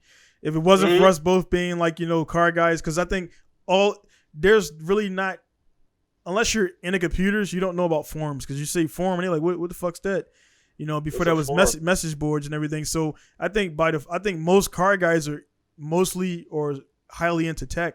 I just noticed that. I was talking to Brian about that on the guy who my autocross guy, and he was like, yeah, man, most guys, he was like, all his autocross guys are engineers, like thermal, nuclear, like engine, like he has, like he looked around, they were at dinner. He said one day he realized like everybody who's around, everybody except for him. Well, I'll take that back. He's a sound engineer. So everybody in a circle, he was like, dude, we're all engineers, man. And we fucking race cars. And it's like, and his son is doing, now engineering. Engineering has a certain, it's like whether you're a software engineer like myself or you build bridges for a living, or you design bridges for a living, like you actually do the structural integrity behind bridges for a living. There's a certain mindset that goes into engineering, and I think that lends itself very well to motorsports. Yeah. Because anytime engineers love solving problems that don't exist. Yeah. And that's my whole life. That's why I got into the cloud sector with like DevOps engineering. That's why I got into the cloud sector so much, because there's a whole bunch of problems that companies know that companies don't realize they have. Yeah. And then you present it and they go, oh, literally. It's like the laser. When the laser was invented, the laser was dubbed a solution to a problem that will never exist. And literally, I would love for people nowadays to picture their lives without the laser. Yeah, no CD-ROMs, no... Nothing, dude. A lot of stuff.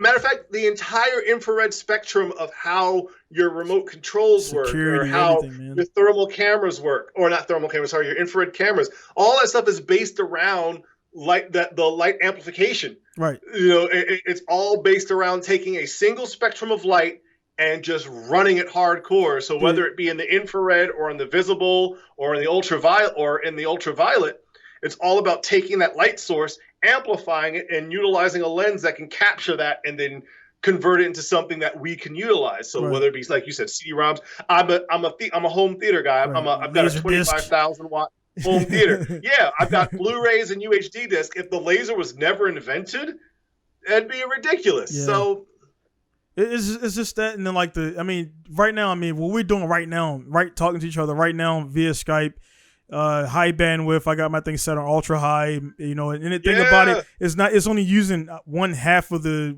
multi-core 7 processors that it has in that thing, and it's like, okay, more, you can add more stuff right now, but it's like it's good, and it's like right now you're sitting there, I'm here, and around me floating, I can type in my phone and it magically brings boobs into my face right there. It's just wireless. Right, yeah. And the picture I sent you. Actually, just Google boobs into my face, please. And anytime. It's like, anytime. You know what's funny, man? It's like, because we know it's there.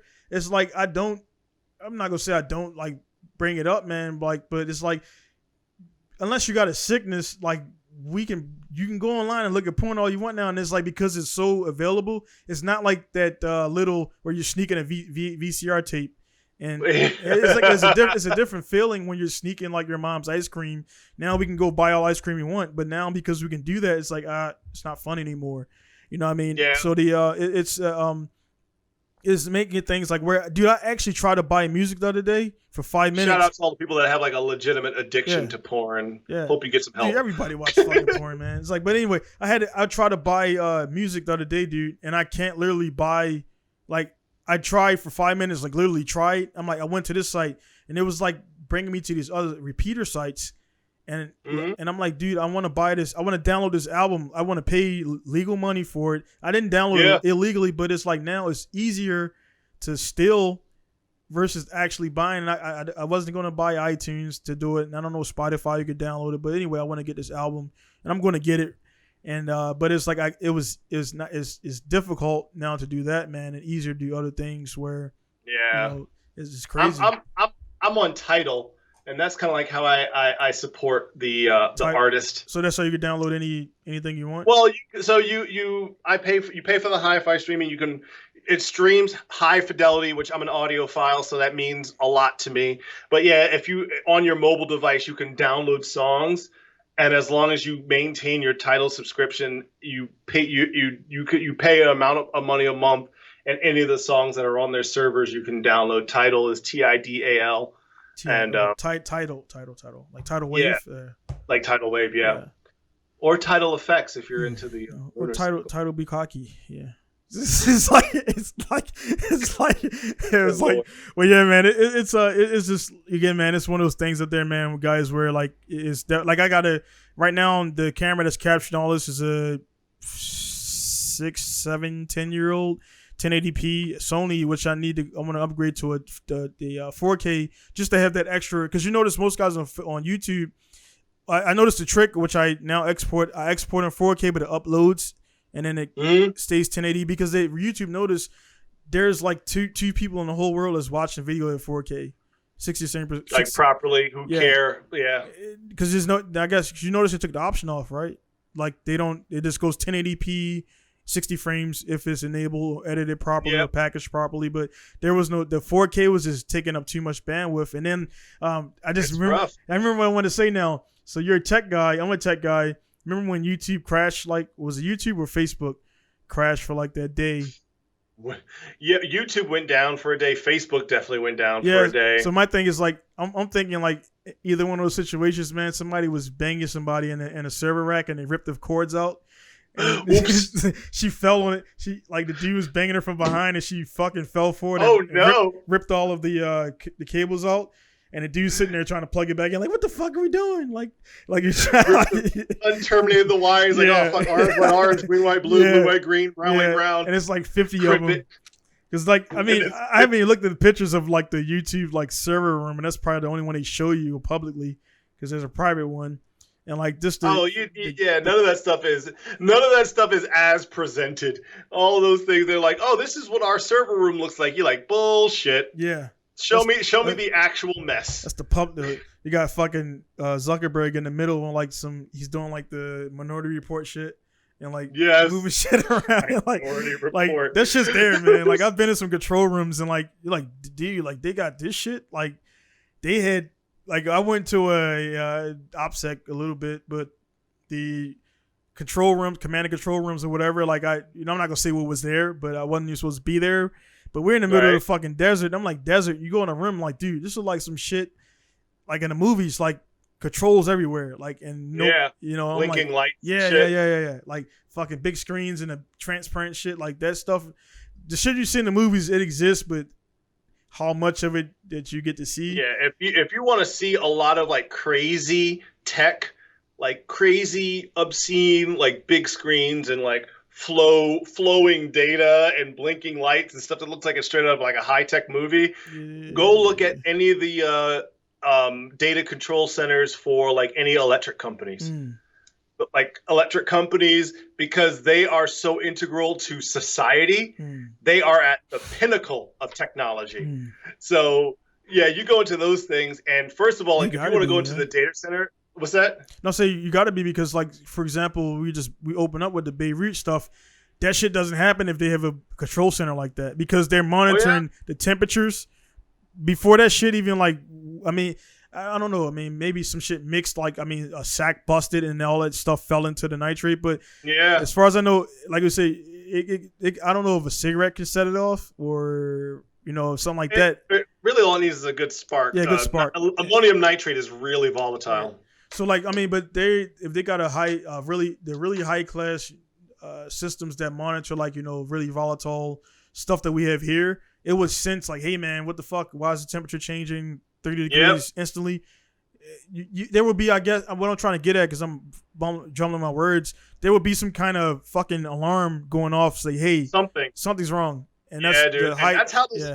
That's how those power plants and energy control centers are here in the it's crazy. And I love that when you go to those data centers, it's not like you could just like have a key card, like a visitor pass, and someone can escort you in. You go there and it's like you have metal detectors and X-ray screening, and you have people that are armed standing there, and they look at you and they pat you down before you walk in, because no cell phones, no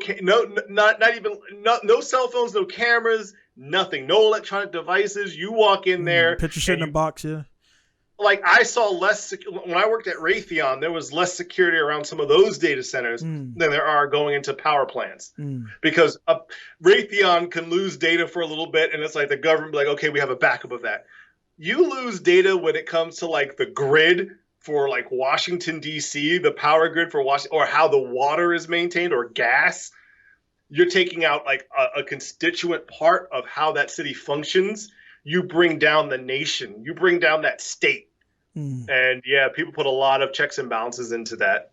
Yeah, I mean, naturally, man, it's like, I think this year, man, like, trying to wrap it up, man, because I gotta get out here a little bit. I know you gotta. Yeah, I was gonna say, but if you want to wrap up, because I was like, yeah, we'll do a solid 30 minutes. Like, that's not gonna fucking happen. That never happens. With the I just say that so people, like, so they know I'm not gonna take too much time, but then it happens anyway. But this whole year has shown like how connected everything is. I don't know if anything that we utilize that comes out of Beirut, but whatever, I guarantee it's gonna be late now, because of what happened. Especially if the area was like, you know, maybe some company gets like no shit. I don't know what those factories were, but maybe they produce like a ribbon or a cable or something that maybe Apple uses because that's what people don't realize, how connected the resources are. Like, they don't get everything from one location. So like the Corona thing has shown people that, you know, you can't get the struggle kit, because I was telling the guy the other day, they're waiting on the bolt for the bracket, and they won't send a kit without that bracket because the customer's going to complain about it. So they're going to fulfill that order, then send your shit out. So everybody out there who don't know, the shit's real. Conspiracy theories aside, when shit topples down and falls down, it's going to affect everybody else, man. And that's pretty much what's been going on. I told my customers, hey, man, before you be giving them money, know that they're waiting on the rubber from India. And now the ship's late because Beirut got blown the fuck up or whatever. So it's all and that's the thing, is like it doesn't, that export doesn't necessarily have to come from Lebanon. It could come from a bordering country, and that country is just like, okay, well, because they think this is a terror thing, all exports and imports are halted for the next 30 days, 60 days, and now if you want tires for your car, it's like that shit's got to wait. And that's one of the problems here in America right now, is because of the virus. Everybody's freaking like buying up guns and shit, and so people that are like actual gun people, I'm like, hey, I'd like to go to the range so I can shoot my rifle. Yeah, you gotta wait. People there like this. Yeah, you gotta wait for some freaking FUD who's buying up freaking 1,000 rounds of ammo, and I'm like, bruh, if shit happened. And I know you have 1,000, and I know you have 1,000 rounds of ammo, and that's the only 1,000 rounds of ammo I can go get. I'm gonna kill you. I'm gonna take, and I know I'm gonna ravage you because I have an amount of skill that you have never even considered having, and I'm gonna be able to ravage you from freaking 50 yards away. I've got a 300 Win Mag. I can ravage you from a mile away. Yeah. I'm gonna drop you like a bad. I'm gonna shoot you from a distance that's so far away. From a distance that's so far away that by the time the bullet hits you, they won't even hear the report from the rifle. And you'll just fall. Yeah. And they'll be like, what the fuck? And it's not gonna be like the movies where it's like the person falls and then you hear the bang. A mile away is kind of one of those things where the person falls and you might hear a from the freaking rifle. Most people don't know about that. Like you speaking about that, like everybody's seen it who watched the video for the blast of Beirut. You notice like you see the what you call them, and then you hear the sound. Yeah, so it's like people don't. Idiots are everywhere and they don't know what they get into, man. So it's like what they don't know, they cause inflation. You can't buy it for the guys again who actually use it and utilize it. They can't buy stuff, and it overall, man, it's like again, this thing is I just this year, man, to be a 2020 and whatever and a significant number, it's like this year is just like, and it seems like every month there's something, man. Like every month. August. It was August 2nd. It was like, let's give you a explosion in a city. Yeah, let's shock the world. So, anyway, I'll let you wrap it up. Man, we'll keep quiet because if I keep talking, we're gonna be able to, for hour 4. All right, it's like good, man. But hey, man, guys out there, thanks for tuning in for the podcast. As you can see, this is probably one of the most informal starts. So, by the way, this is David Adams who's talking to you. So, I guess it's too late now. And everything, man. So and everything, but yeah, man. I think Dave is been pretty busy and everything with a lot of stuff going on, and I've been busy as well. But we definitely want to do this more, man. Because nothing against my other guests out there, but I actually know Dave, met him physically, and everything. Handshakes only, and we've touched skins. And we had uncompromising situation with cars breaking and tow trucks being ordered and 300 Have we ever gotten into an accident together? 300ZX clutch burnout somewhere in White Marsh. We did. We were in a Cavalier and passed between two cars that were in lanes next to each other. We passed between two lanes of cars. Yeah, we've done some really dumb shit. Because I remember when you broke, because I think that when you broke the Z, you broke the Z that day, and I think I followed you. I followed you a little bit, then I split off and went back to, I think I was going to campus. Yeah, because I was still in college at that time, and you were active. On base, and then I followed you a little bit, then I split off on I-95 and went back up Wichcommon, and you went wherever you went and everything. Because I remember we were, it was a Z32 or Z31. It was a Z31, yeah. The Z31, and the clutch went out. Man, back when we couldn't even afford a Z32. Yeah. Yeah. Man. Now, I don't know how it is in Japan, but here in the States, man, even like a non-turbo. Now they're up there. ZX ridiculously expensive. No, take that back. The automatic, what did you know? You got the 2x2 and then the blah blah blah and all the different ones. So I got, was it T-top or Target top? T-top. The one, it's T-top, so it doesn't. The whole roof comes off, yeah. Yeah, so T-top, those are still up there. There was blue when you see me working on a bunch is there. The pictures I sent you I just sent you some pictures, but they were you saying engine. I'm not an engineer on paper, but I just pretty much took that big turbo and made it fit on a stock turbo and line up. Nice. And that's all. That is beautiful. And I was looking at that like, that's nice. And that took about maybe 30 minutes of my time. To solutions to problems that people don't know they have yet. I looked at it for 10 minutes, like, how can I do this? I was going to screw them together. And I was like, man, fuck it, I'll weld. So I welded two. I had some spare T3 flanges. I just welded because I needed a spacer. So I spaced them out, and then I welded it to the manifold. And then people say you can't weld cast iron. You can if you have a high heat fucking welder. You can't weld it with 85 amps. That's true. Because it won't penetrate. You can't weld it with 85 amps. Yeah, so I had to crank it up to 140 amps. My fingers were burning, my face was burning, and then Beirut shit's going off in the background. I was like, all right, let me back off of this a little bit. So like I'm right next to my gas tanks, and like I don't want to blow those up and everything. So wait, man, shit, man, fuck this. We're gonna wrap this up and everything. We did. Yeah, but cool, man. Hey, Dave, thanks for stopping in, man, and we'll definitely do this again. And I would like to be a guest on your podcast if that's one of these days. That's possible. We'll have to work that out because I do my podcast. Well, I guess for you it'd just be early in the morning. Yeah, I don't sleep. I've been up since 3 o'clock. It's 3 a.m. It's now 9 a.m. So yeah. Wow, fuck that. Fuck. And I'll be here until about 1900, 2000 every day. So. That 03 to 1900. Nope, I will be asleep. Thank you very much. We did it for fucking free. Or for $300. Yeah, for $300. Yeah, that's true. In the military, so I was like, hey, man. I've gotten real lazy in this corporate life, though. Because you're like, you're probably like what, E9 now, pay-wise. Yeah, I was looking at my pay, and I was comparing it to military. I was like, ooh. I know you're probably like 06, man. I'd be in the high officer ranks with this salary. It's a little silly. Yeah. It just shows you how shit. It doesn't show you how much money I make. It shows you how shit military pay is. Yeah, man. But cool, man. Hey, Dave, thanks, man. I'm gonna get out of here, brother. Thanks for stopping by, guys. Make sure you check out. I'll put the links down there for Dave. It's gonna be Night Magic Media and all that stuff. Drift Taxi Extraordinaire. And yeah, man. Cool. See you later, man. Very cool. All right, guys. All right, bro. Get out of here. Actually, shit. You got this. So I got to do my salute. Get it back. No, cut. Yeah, no, all right, guys. I can't get out. I was about to press stop when I was doing my salute. So, hey, guys, thanks for tuning in. Gonna be down signing off from South Japan. Dave Mendy. I'll see you guys later. Oh, edit that in there. All right, cool, guys, bro. Let me get out of here.